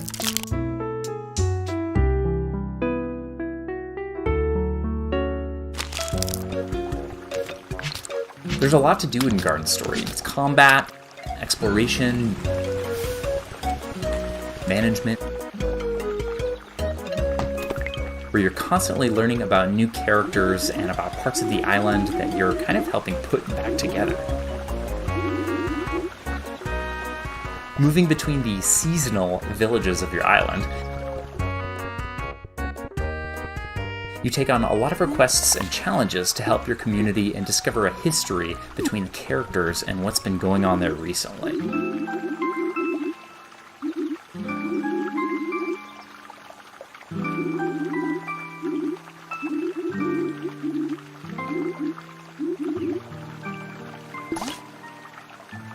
There's this omnipresent, mysterious enemy called the Rot that's been popping up in force, and it's your job as the island's new guardian to take it on, even though you are the youngest greenling there.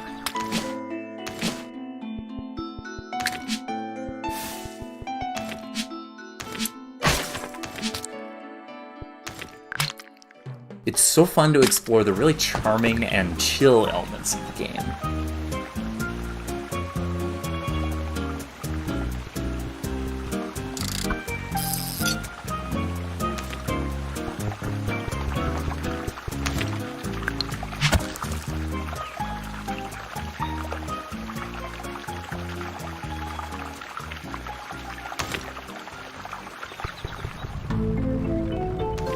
There's really just a lot to discover. A lot of mystery mixed in with the gameplay, and a lot of really great atmosphere with how the art and the music comes together.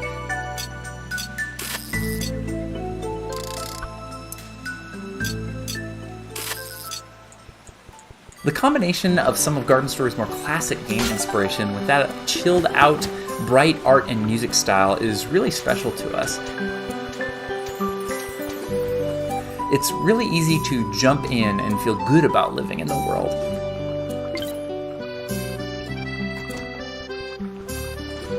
The art and animation, music and sound effects bring something really, really new while making sure that you are comfortable in the game and feel right at home, despite all the new challenges in front of Little Guardian Concord.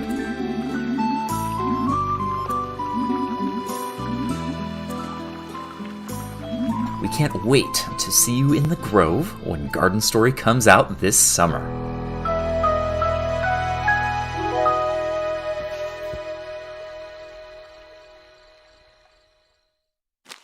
Whether you've been trying to perfect sourdough or just get through all the piles of panic bought pasta you've accumulated, quite a few of us have spent a bit of time in the kitchen this past year.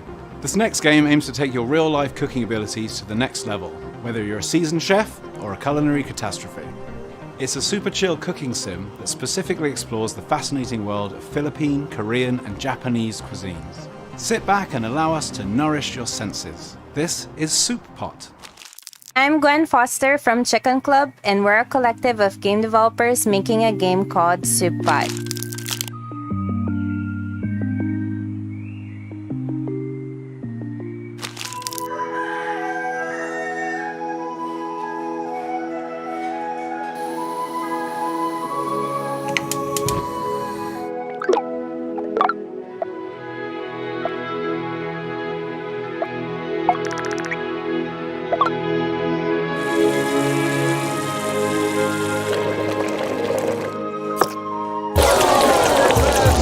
Soup Pot is a chaotic and chill cooking simulator that allows players to discover more than 100 different recipes from different regions, all of which can be accessed in a social media app called Cookbook.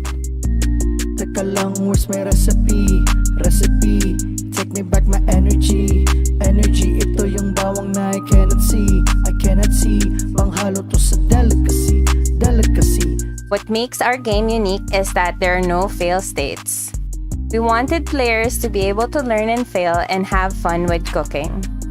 Cooking has always been part of many games, but has rarely been the central mechanic.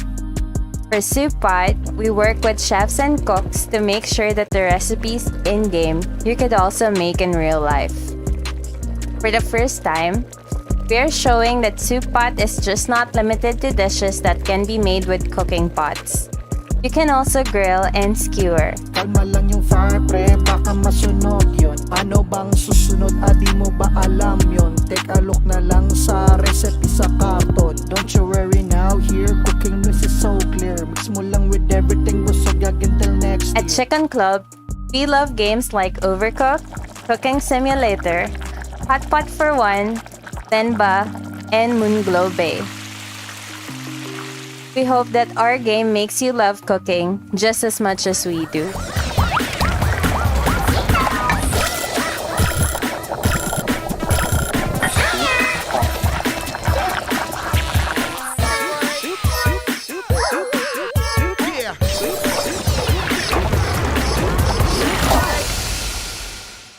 Next game comes from Glitchy's studio in France. This is a musical story. It's a beautiful adventure game that trades in dialogue trees for rhythm-based gameplay.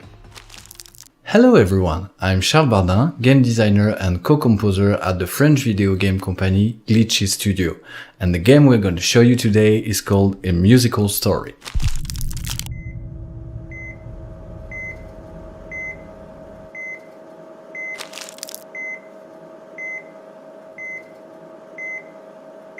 Did we make it?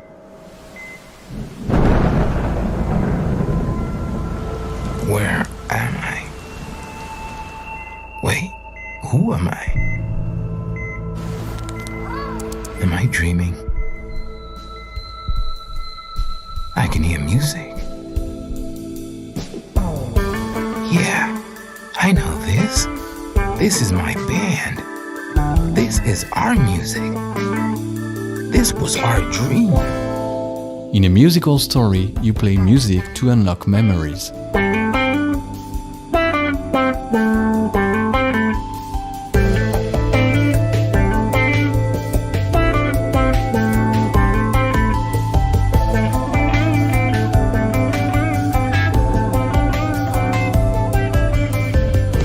The game is set against a 70s backdrop with influences from Pink Floyd, Led Zeppelin or Jimi Hendrix, and tells the story of Gabriel, a young musician trying to come to terms with his situation through the connections to his musical memory.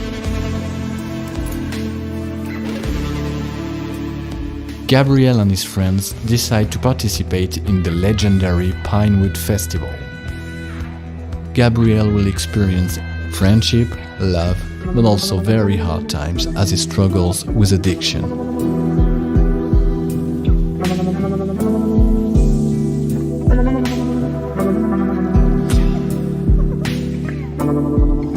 The entire story is told without using a single word. The gameplay is very different from any musical game you know, as there's no visual playhead on screen.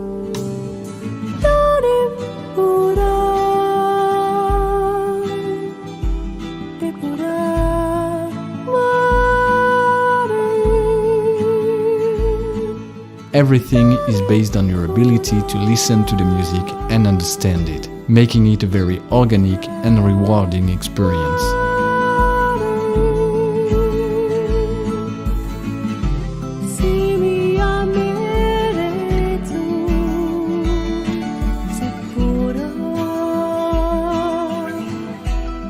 We and our friends at Digerati have put hearts and souls searching for the best possible balance between fun gameplay mechanics and a meaningful and soulful story. We really hope you'll enjoy the game when it releases later this year on Nintendo Switch, PlayStation, Xbox, iOS and PC, and we are super excited to tell you that a free demo is available to download on Steam right now. Have a good day, everyone.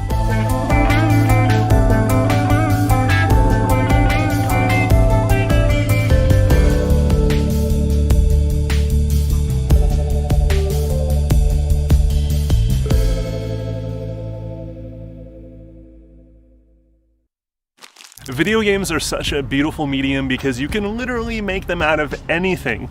Developer Kong Orange, who made the criminally underrated Felix the Reaper, are back with a painstakingly nuanced and super hyper detailed stop-motion experience called Vocabulantis. And while stop-motion is nothing new to games, their POV and perspective here is something really special, and it's still a few years out, but we're pretty pumped for it.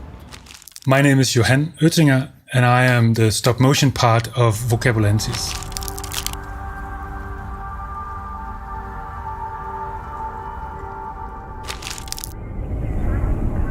I'll need a word with the word Führer. His stupid interjection army is destroying Vocabulantis and my speaker scope. What did my speaker scope ever do to? Wait, the elevator is coming. This could be useful. Yes, plan. The humans will find me here. I need them both up here. Yes, clever.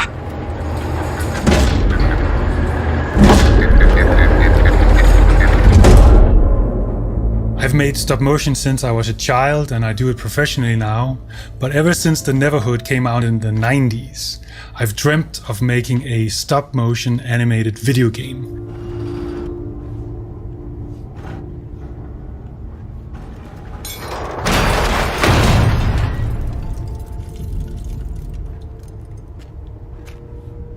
But where you can control the characters, they can run and they can jump and they can grab onto things.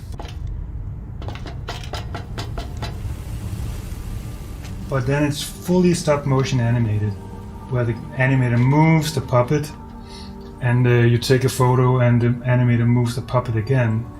But to make it more interesting, we do it a little bit different.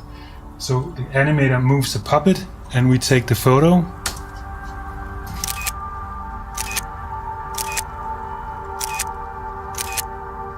So as you can see, each pose of the puppet is photographed several times with different light directions.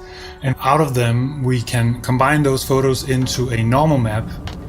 The character running around in the 3D engine will have light information based on real light. Oh, you decided to come back? Evil boy of no use.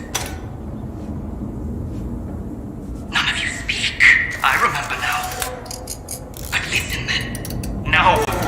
You want help? See that handle up there? Go pull it. If you have any questions, speak now. I thought so. Clever.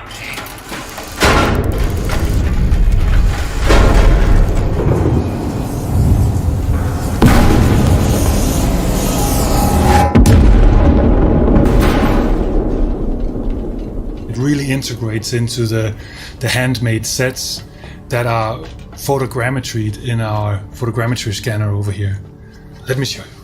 So there is a motion control that controls the camera back there, and then the same motion control controls the objects, and the camera back there takes from each position of the camera. It's around 100 photos. The software turns it into a mesh, and then we use that in the game engine.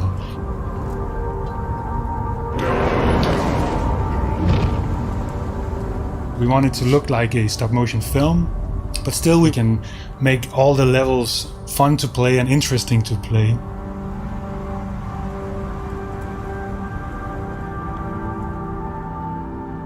Thank you so much for checking Vocabulantis out.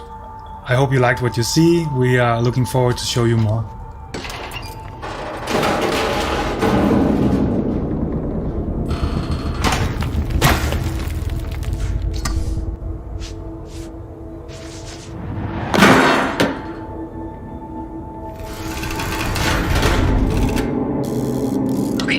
Yes, get up now. Now show that you are worth some use at least.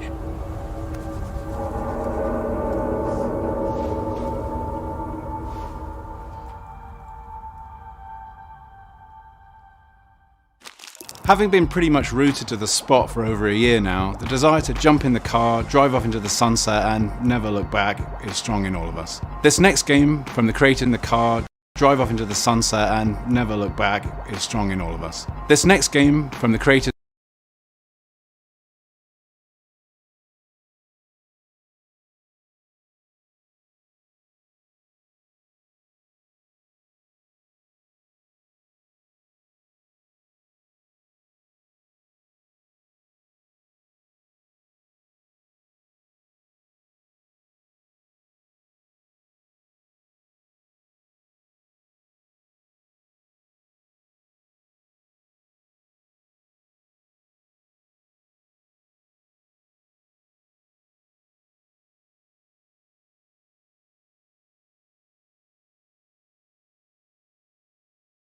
is a unique adventure that blends procedural generation and narrative in a way that has almost never been seen. You start playing as a teenager that wants to escape its country in the brink of turmoil and reach the border, which is thousands of miles away in the mountains.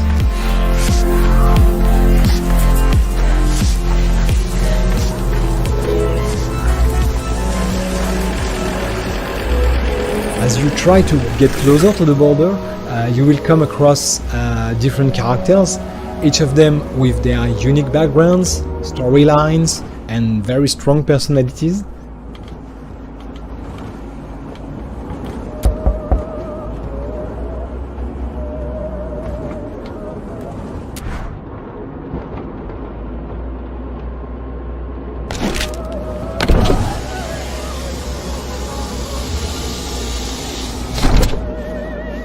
Before we get much further, I should let you know that I have some anger management issues. Now you know. So, where are we headed today with Happy Taxi? Then just north it is. Now sit back and enjoy your ride with Happy Taxi. By making those decisions along the way, you start tracing your own path to the border, and that path will be different for each player. I saw you looking at my mags. Are you a fan of dinosaurs? I won't get angry if you aren't.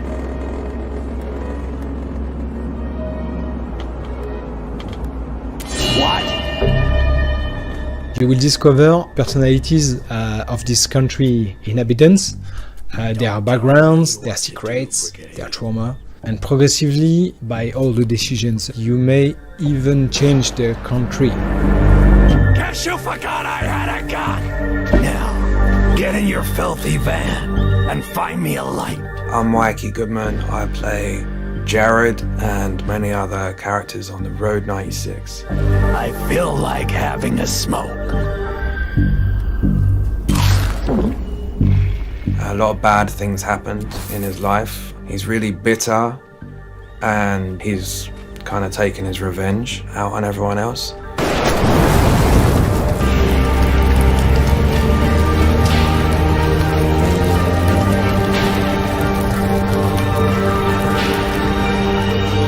Depending on your tastes, the destination and most importantly the path to the destination will vary from thousands of possibilities. They helped me, played games with me, they stole my money. And they made me realize that I have to come back home, I have to make my own way, to help the brigades. Where am I? Road 13, Road 42, Road 67, Road 96.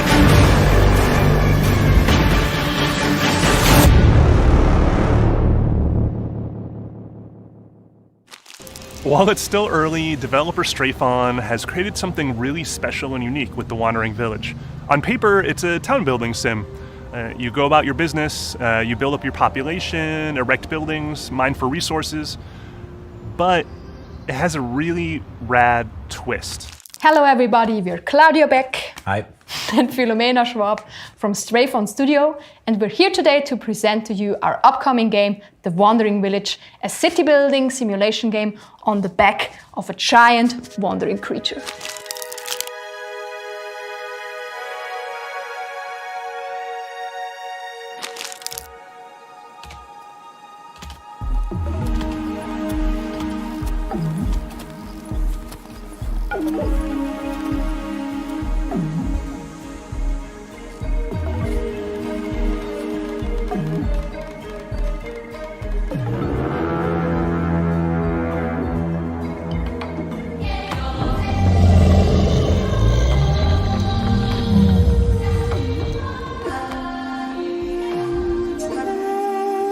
Our studio is known for doing science-based games, and this one is based in biology and ecology.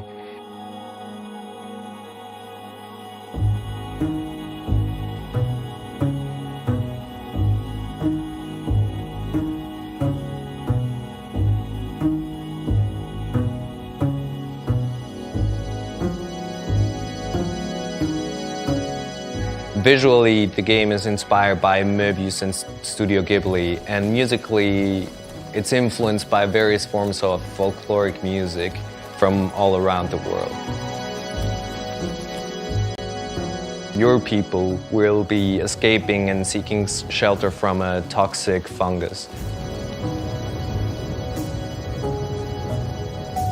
And they will find it on this giant animal they call Umbu. Traveling from biome to biome, bringing new opportunities, but also new challenges.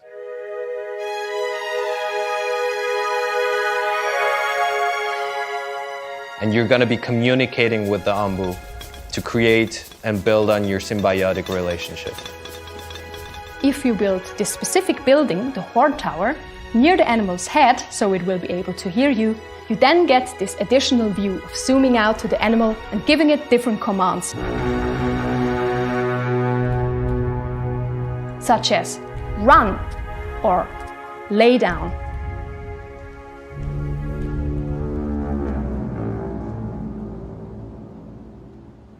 But the Umbu is still a wild creature, and so it may decide to listen to you, but sometimes it won't, depending on mood and your relationship with the animal. We are big fans of city builders and colony sim games in general. Don't Starve, Black and White, The Settlers, RimWorld and Banished, and all of them inspired us. If I have to choose two games that are most similar to ours, it would be Frostpunk and Airborne Kingdom, because they not only share our genre, but they also have a unique setting and a limited building space.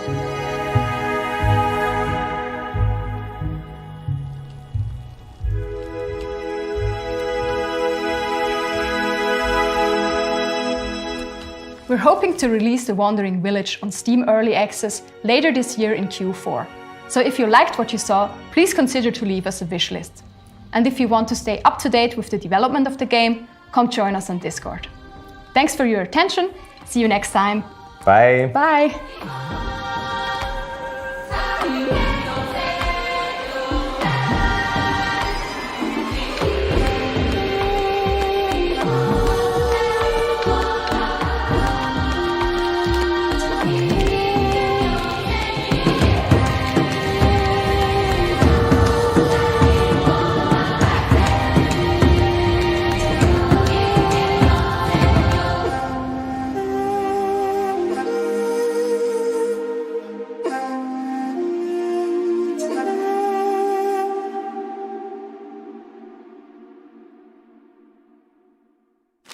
Next up is Unbeatable from D-Cell Games, just coming off a super successful Kickstarter campaign. Oddly, it's another beautiful narrative adventure game with rhythm mechanics, but much different than a musical story, so please enjoy. I'm Andrew Tsai. I'm TJ Maddox. I'm Rachel Lake. I'm Vasily Nikolaev. I'm Jeffrey. I'm RJ Lake. And we are D-Cell Games. We're making Unbeatable, an anime-inspired rhythm adventure game where music is illegal and you do crimes.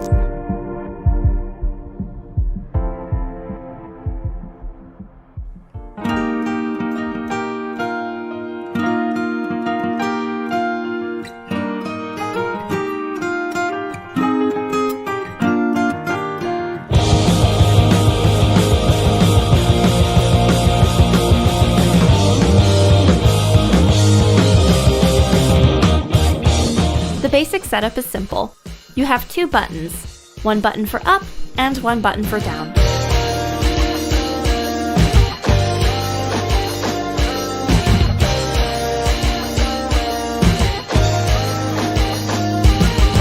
That framework powers everything, from fighting off monsters during a rock concert, to winning an eating competition, to playing darts. In between that, you're going to be exploring the city, avoiding the authorities, talking to locals, finding hidden secrets, and, of course, planning out your illegal underground concerts. In this early section of the game, Beat, that's the girl with the pink hair, and her three bandmates have just barely managed a daring escape from the local police.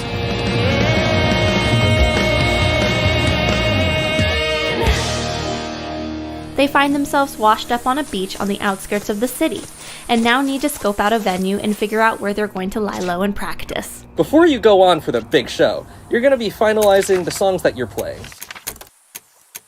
The songs you have access to here are all based on what Beat and the band have managed to write, which is influenced by all of your decisions.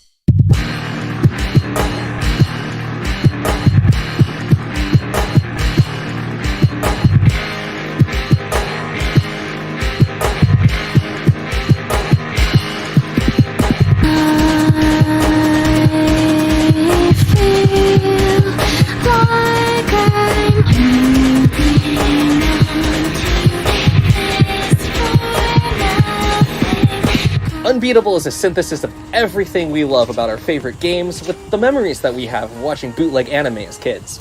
With Unbeatable, we're telling a multi-generational story about nostalgia and the ways that nostalgia objects change when viewed with different contexts.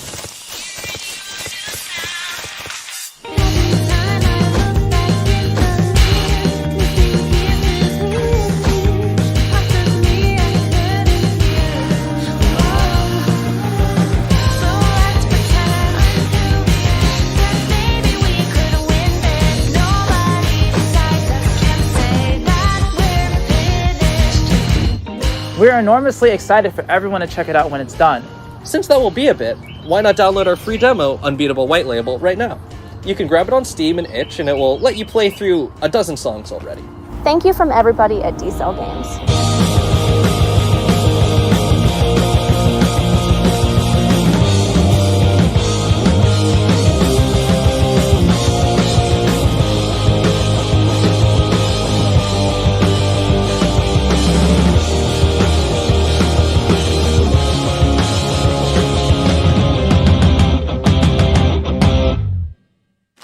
Our pals at Devolver Digital are back with developer Acid Nerve for Death's Door. This is the team behind Titan Souls, so if you're a fan of super challenging combat, tight boss battles, and birds with swords, you're going to dig this one. Hi, I'm David Fenn. I'm a producer and designer at Acid Nerve, and we're working on a game called Death's Door.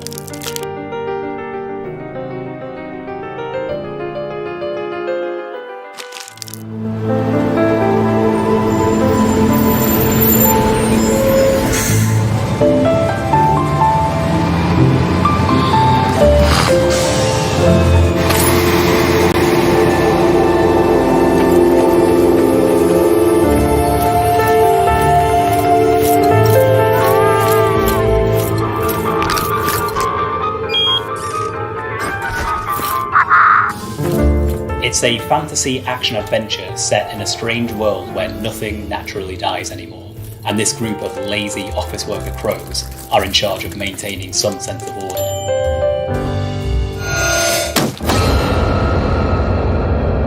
You play as one of the crows, and your job is to venture into the outside world and reap the souls of the dead.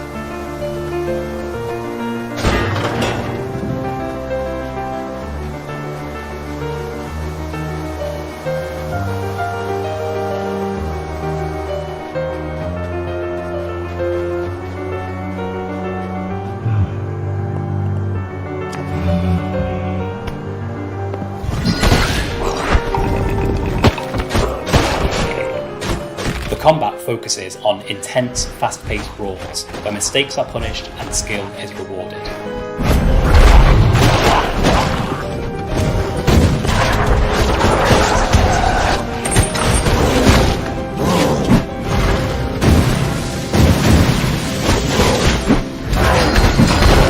Our background is in tight 2D pixel art action, and we've been careful to maintain the responsiveness of this style.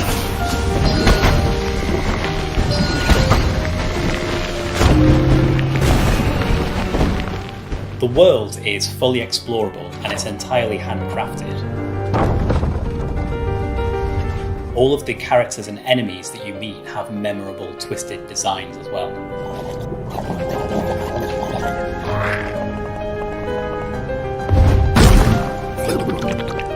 Death's Door has plenty of high-octane action, but it's equally about discovering the secrets of its unique setting and unraveling its mysterious story.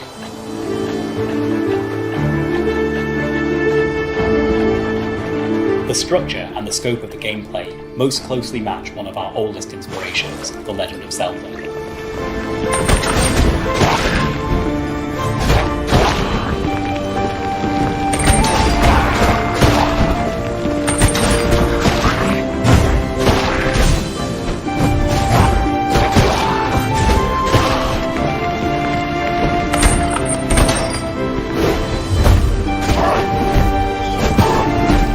You have a grim job to do, but you'll also bring hope to the weird and wonderful residents who are trying to make their way in this strange place.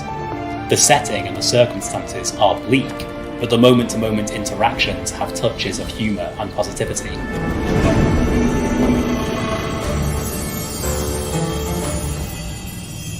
It's this juxtaposition that we find so compelling, and we really hope that you do as well.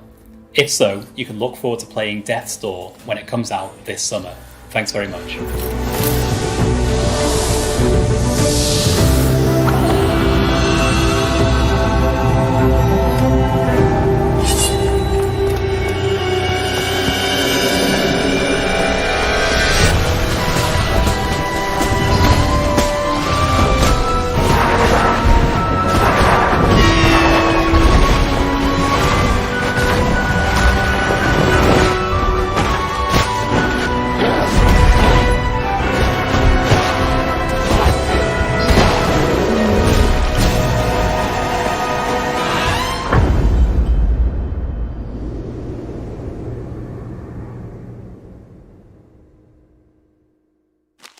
Over the last generation of games, we've seen such crazy leaps in animation, but it's not just technology leading the charge, it's artistry. Behind the Frame is a perfect example of that. It's a narrative-focused experience from a developer out of Taiwan called Silver Lining Studio, and it's got serious Ghibli vibes. Also, rumor has it during playtests, it's been known to be a tearjerker.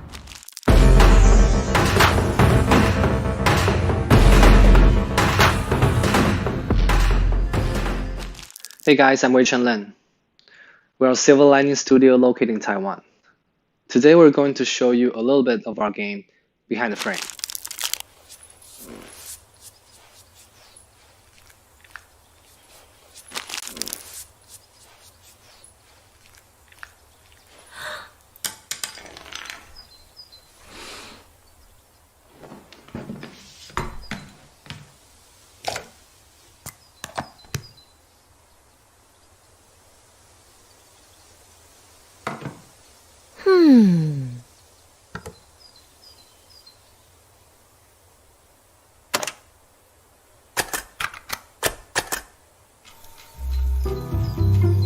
Yeah.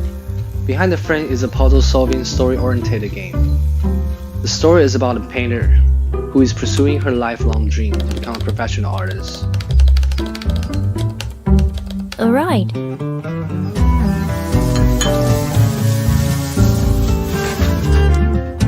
We really want to make the game feel like anime film, so we use cel anime style to differentiate interactive objects from backgrounds.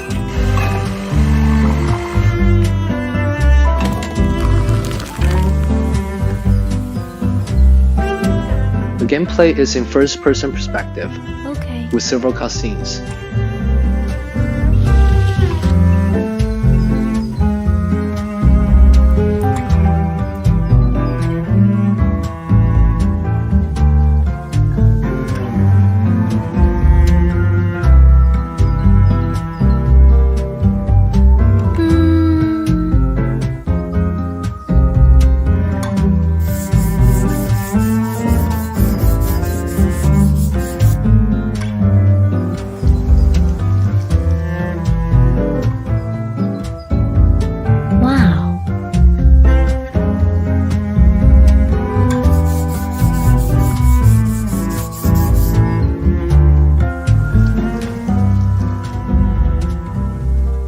But she later on will found out her apartment has some secrets that she didn't know of.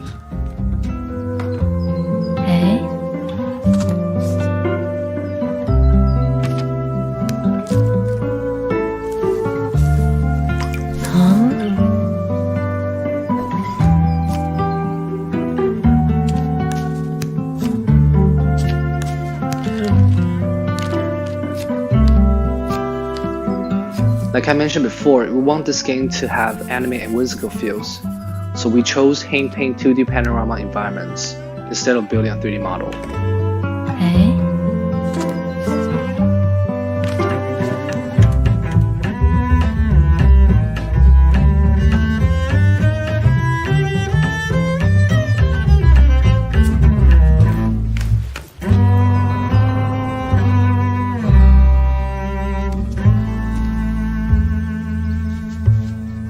The story is really about love, life, and how to preserve memories.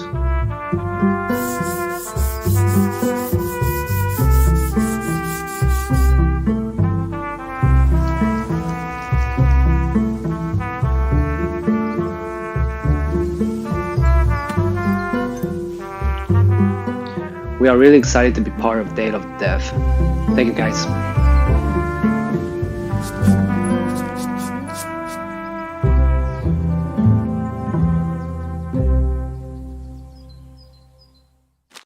We've always felt like the mission of Day of the Devs needed to extend beyond our own bandwidth, so we always take a turn to spotlight organizations around the world that are doing good by the gaming community. One of those is Asobu. They're based in Tokyo, and they're helping indie devs in Japan make their dream projects come true.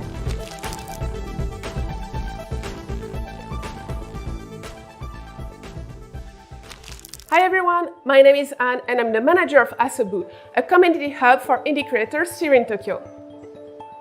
遊ぶっていうのは何なのか。遊ぶのコンセプト自体はコミュニティを作っていく、コミュニティを醸成していくということです。今具体的にどういう活動をしているかというと、渋谷にコミュニティスペースを運営して、そこをベースとして活動をしている初期メンバーの方々が主にゲーム制作を活動をしています。Here at Asobu, we are all about helping Japanese creators. We're trying to build a community where they can learn from each other, find friends, collaborators, promote their project by connecting them with other awesome indie communities all over the world or outlets, like today, the Day of the Dev. すごくいろんな人々にとってはゲームを作るということがどういうことなのか割と分かりづらいことなんだと思います。それをゲーム作りはこういう人々がやっていて、こういうプロセスでこういうふうにやってる、そしてこういう成功を収めることができる、そういうことを広くいろんな人に伝えていきたいと思っています。そんなコミュニティをクリエイターたちと一緒に作っていくことによって新しい風が吹くのかなと思っています。 But back to that point on promoting Japanese indies, here is a few games to keep an eye on.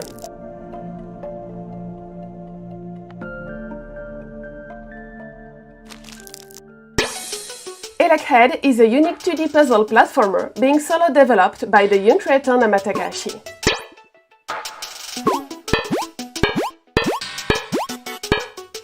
You play as a tiny robot, trying to bring back the light to the world.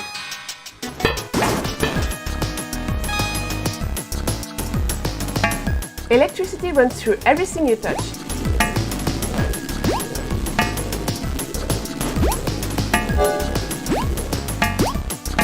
Including any place you toss your robot head.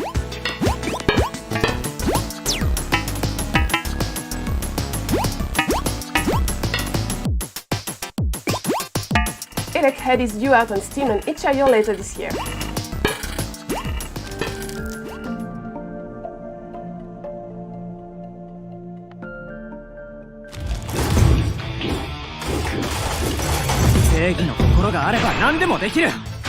Demolition Robots KK put you in control of a giant robot, how to make all the cash you can by destroying as many buildings as possible. Developed by Takaaki Ichijo, this is multiplayer mayhem with a twist.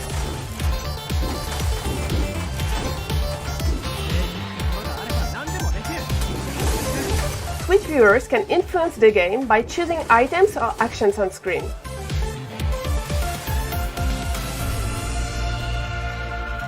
Demolition Robots KK is planned for PC and console release later this year.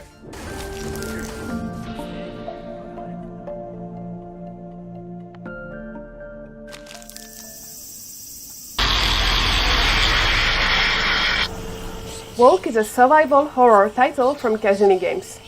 Inspired by influential games from the PlayStation 1 era, Walk takes place at dusk in an unnamed Japanese suburb.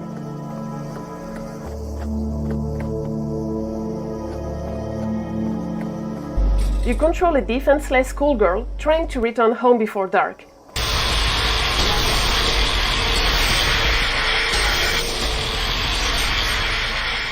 As she's pursued by mysterious shadow creatures.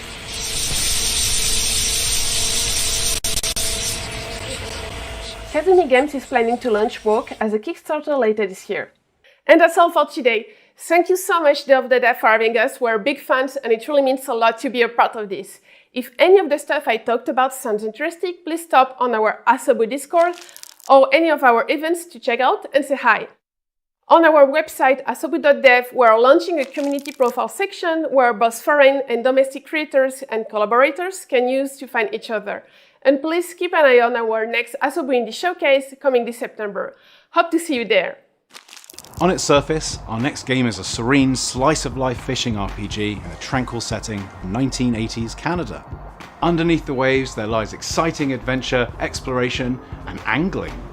Jump on board and join us on an epic voyage, and maybe you'll encounter the mystical monsters of Moonglow. Hi, I'm Zach, Creative Director. And I'm Lou, Art Director. And we're the co-founders of Bunny Hug. With our lovely global team, we're working on our studio's debut game, Moonglow Bay, a relaxing slice-of-life fishing RPG based on a town of people afraid to fish.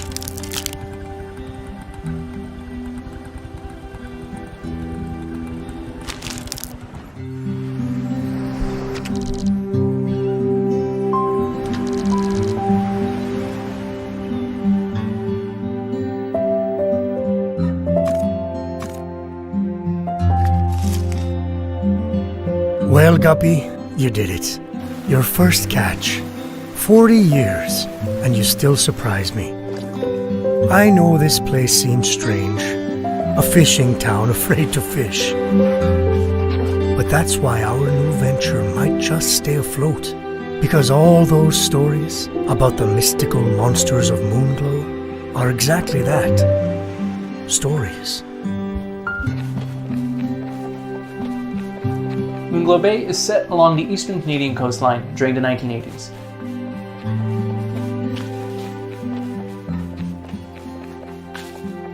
We've always admired fishing in games like Harvest Moon and Legend of the River King. However, it's very rare to see that feature as a core mechanic, let alone in an RPG.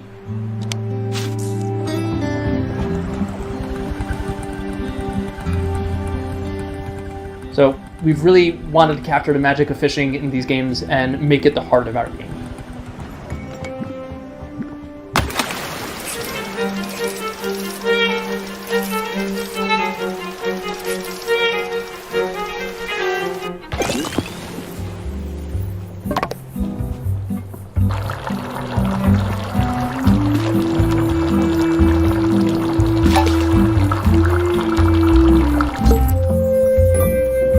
As you catch and cook, you'll be able to sell a variety of recipes to upgrade your shop, gear, and fishing boat, rebuilding the economy of a town on the verge of bankruptcy.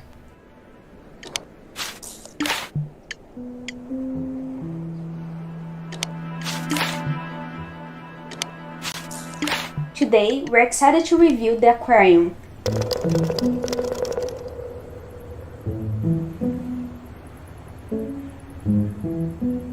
This is where you can donate, preserve, and exhibit your fish while being rewarded for your efforts.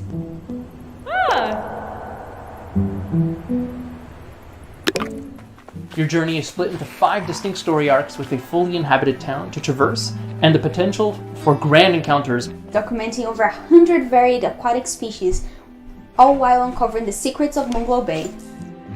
We're also excited to share that in addition to Xbox consoles, Game Pass, and Steam, Moonglow Bay will be coming to Epic Game Store, which you can wishlist now. This bay is full of amazing new creatures waiting to be discovered. So we'll find them and share them with the world. Together.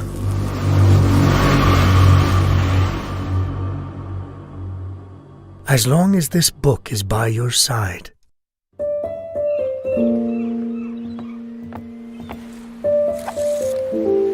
So am I.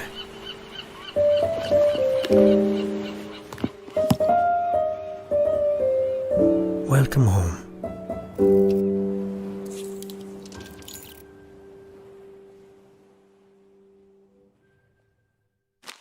This next one mashes up a bunch of genres in an unexpected way, but it's oh so satisfying. It's called Loot River, and it's from a studio called Straka out of Slovakia.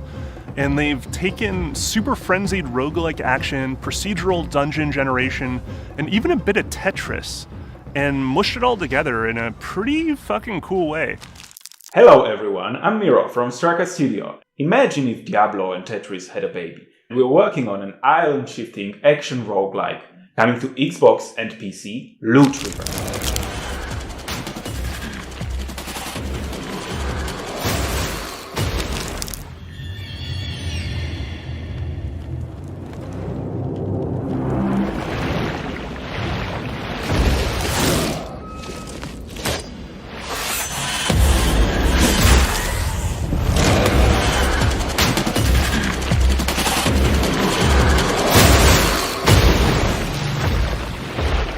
In Loot River, we wanted to create a game about total player agency. With the ability to rearrange the world, you can overcome even the strongest foes. With each death, you wake up in an alternative reality. We are right now in the hub area that you can fill with useful NPCs as you progress.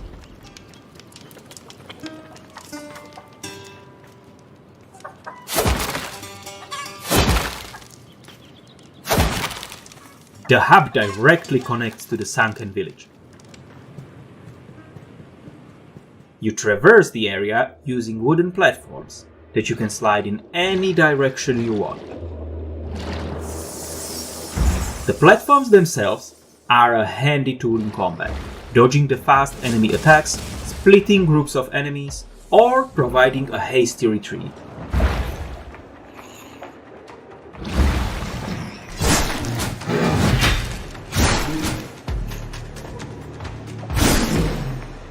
Here, we have a chest I'd like to loot. However, these guys in group would tear me to shreds. Instead, I'll make a path for them, lure them out, circle back, and get my reward unharmed. You can parry most of the enemy attacks, and after you can counterattack.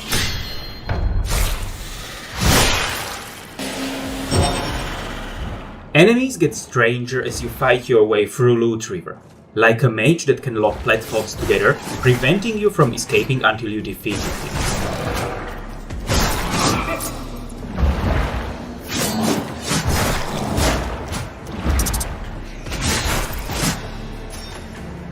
The level design is procedural, with handcrafted elements similar to Dead Cells or Spelunky. This way, we ensure the levels feel intentional and logical, with a clear way forward, while also keeping every run different.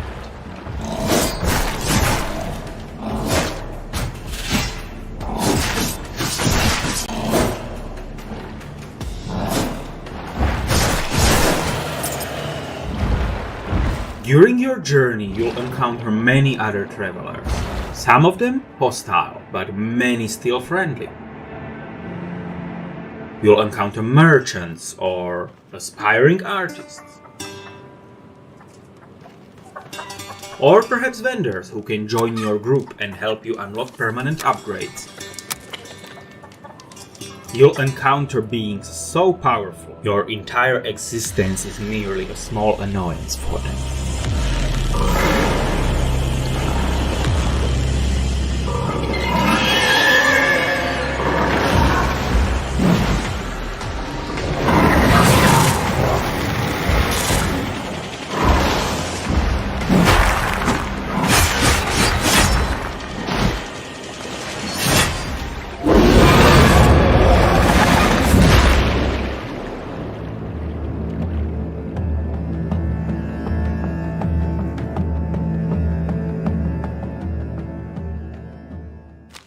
So I love when a game has an art style that looks unlike anything else. That's definitely the case with this next game. It's from a small team in Ecuador and really captures the sights and sounds of the place well. This is Despelote. Hi, my name is Julian and I'm the main developer of Despelote alongside Sebastián Balbuena, who is in charge of the art and the music. The game is being produced by Gabe Cusillo and Ian Berman is in charge of the sound.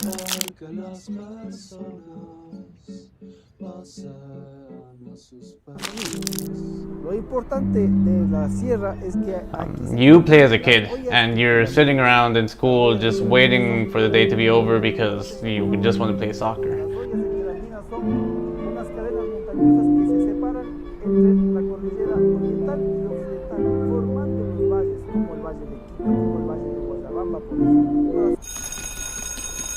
Ya sonó la campana, vamos.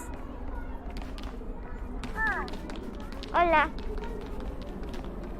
It's 2001 and Ecuador is on the verge of qualifying to the World Cup. They have never qualified to the World Cup before, so it is a pretty big deal and everybody is anxiously awaiting the final match. Mira, wow, desde aquí se ve mi casa. Pero perro, lo dejo. Mira, se ve un perrito desde acá. ¿Vamos a jugar? The country was just coming out of this big financial crisis. The idea of qualifying just gave a lot of people a lot of hope. Ya, suelta la pelota, ya vamos a jugar. Miren, salgo como el team. You don't really play a soccer match because, to be honest, it's just way more fun to kick it around Pásame la pelota. and annoy the people in the park.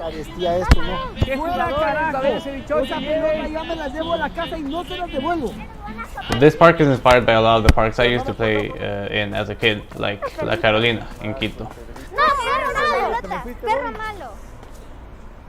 Y ahora, ¿cómo vamos a arreglar la pelota? Nada, disculparán a mi perrito, niños. Hijo de madre, ¿te me fuiste, Bobby? It is full of characters just going about their day. We recorded these conversations in an improvisational manner. ¿A dónde, Wambra? No, ¿a quién le paso? Tu llamada hace rato. ¿Qué cuentas? Ya van a ver, con esto queda Pepa. We really wanted to capture this community of people, and we thought that having them improvise instead of us telling them what to say just felt way more natural.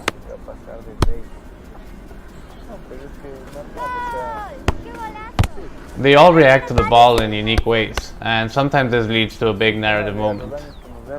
Ya carajo, ya, lárguense de aquí, carajo. Yo les voy a quitar la pelota. Ya carajo, ya, lárguense de aquí, carajo. Fuera, carajo. Fuera de aquí. Sebastian is doing an incredible job hand-drawing all the characters and modeling a city from pictures, from real pictures, from places in Quito. Lindísimo el día, entonces ustedes con la comidita que les doy ahora, ustedes también van a hacer fuerza y van a apoyar a Ecuador y mañana vamos a clasificar al mundial.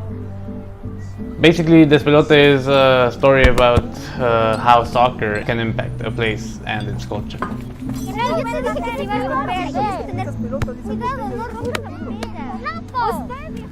Thank you. I hope you enjoy it when we finally release it. Goodbye.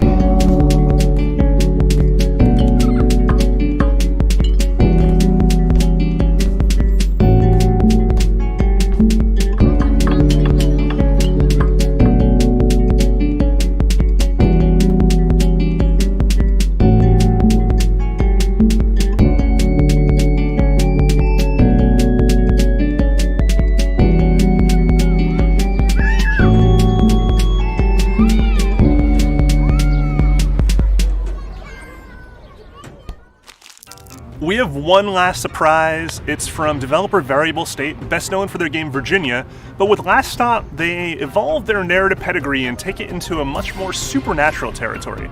It's published by Annapurna Interactive, and that's worth mentioning because they've also been so kind to lend us a sneak peek at their upcoming Annapurna Interactive showcase, which is chock full of freeze frame moments, so you won't want to blink.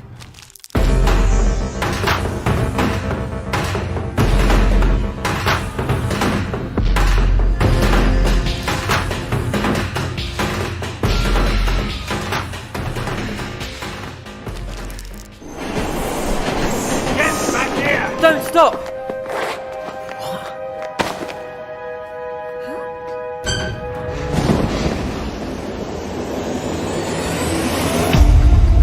This is crazy. We need to move him. Let's get him inside, out of sight. Are you a human being? Like me? Come a little closer. You two were made for each other. I just want my body back. So I feel like I haven't properly explained this. Are you okay travelling to the other side of the galaxy? I read the brief. We're making history here, Mina. Resources, technology, culture. This is the next frontier. I'm counting on you, Mina.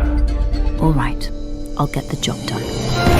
Dad! This is not your fault. If it's anyone's, it's mine. I think I've made a terrible mistake. If you want my help, you only have to ask. I gave up everything! Come on, Hughes, this is it. Don't you want to know what's on the other side?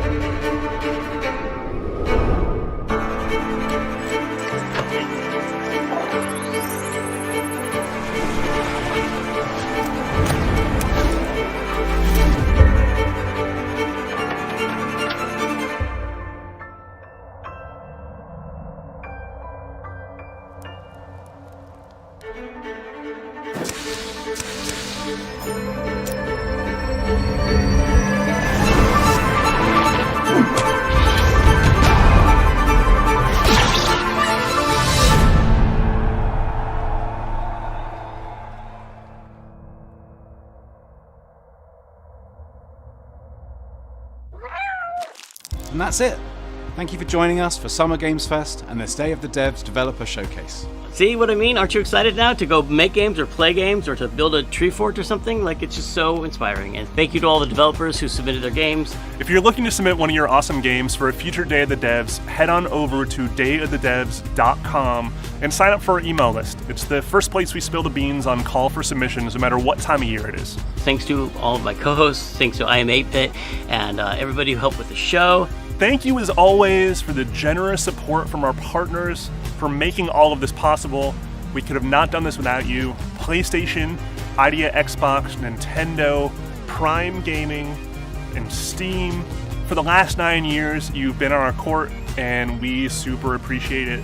Extra special thanks to all the musicians who performed or lent their flavor to this broadcast. You made it all the more exciting and thrilling. We got Luca and Omniboy for We Are OFK. We got the incomparable Darren Korb and Ashley Barrett for yet again performing at a Day of the Devs, this time from the supergiant masterpiece Hades. We got the poet, the legend, Dose One, who lent us his beats yet again to round out the editorial of this. Thanks for watching. Until next time, I hope we can see each other in person. And we got one more to close you out. Ladies and gentlemen, Scientific.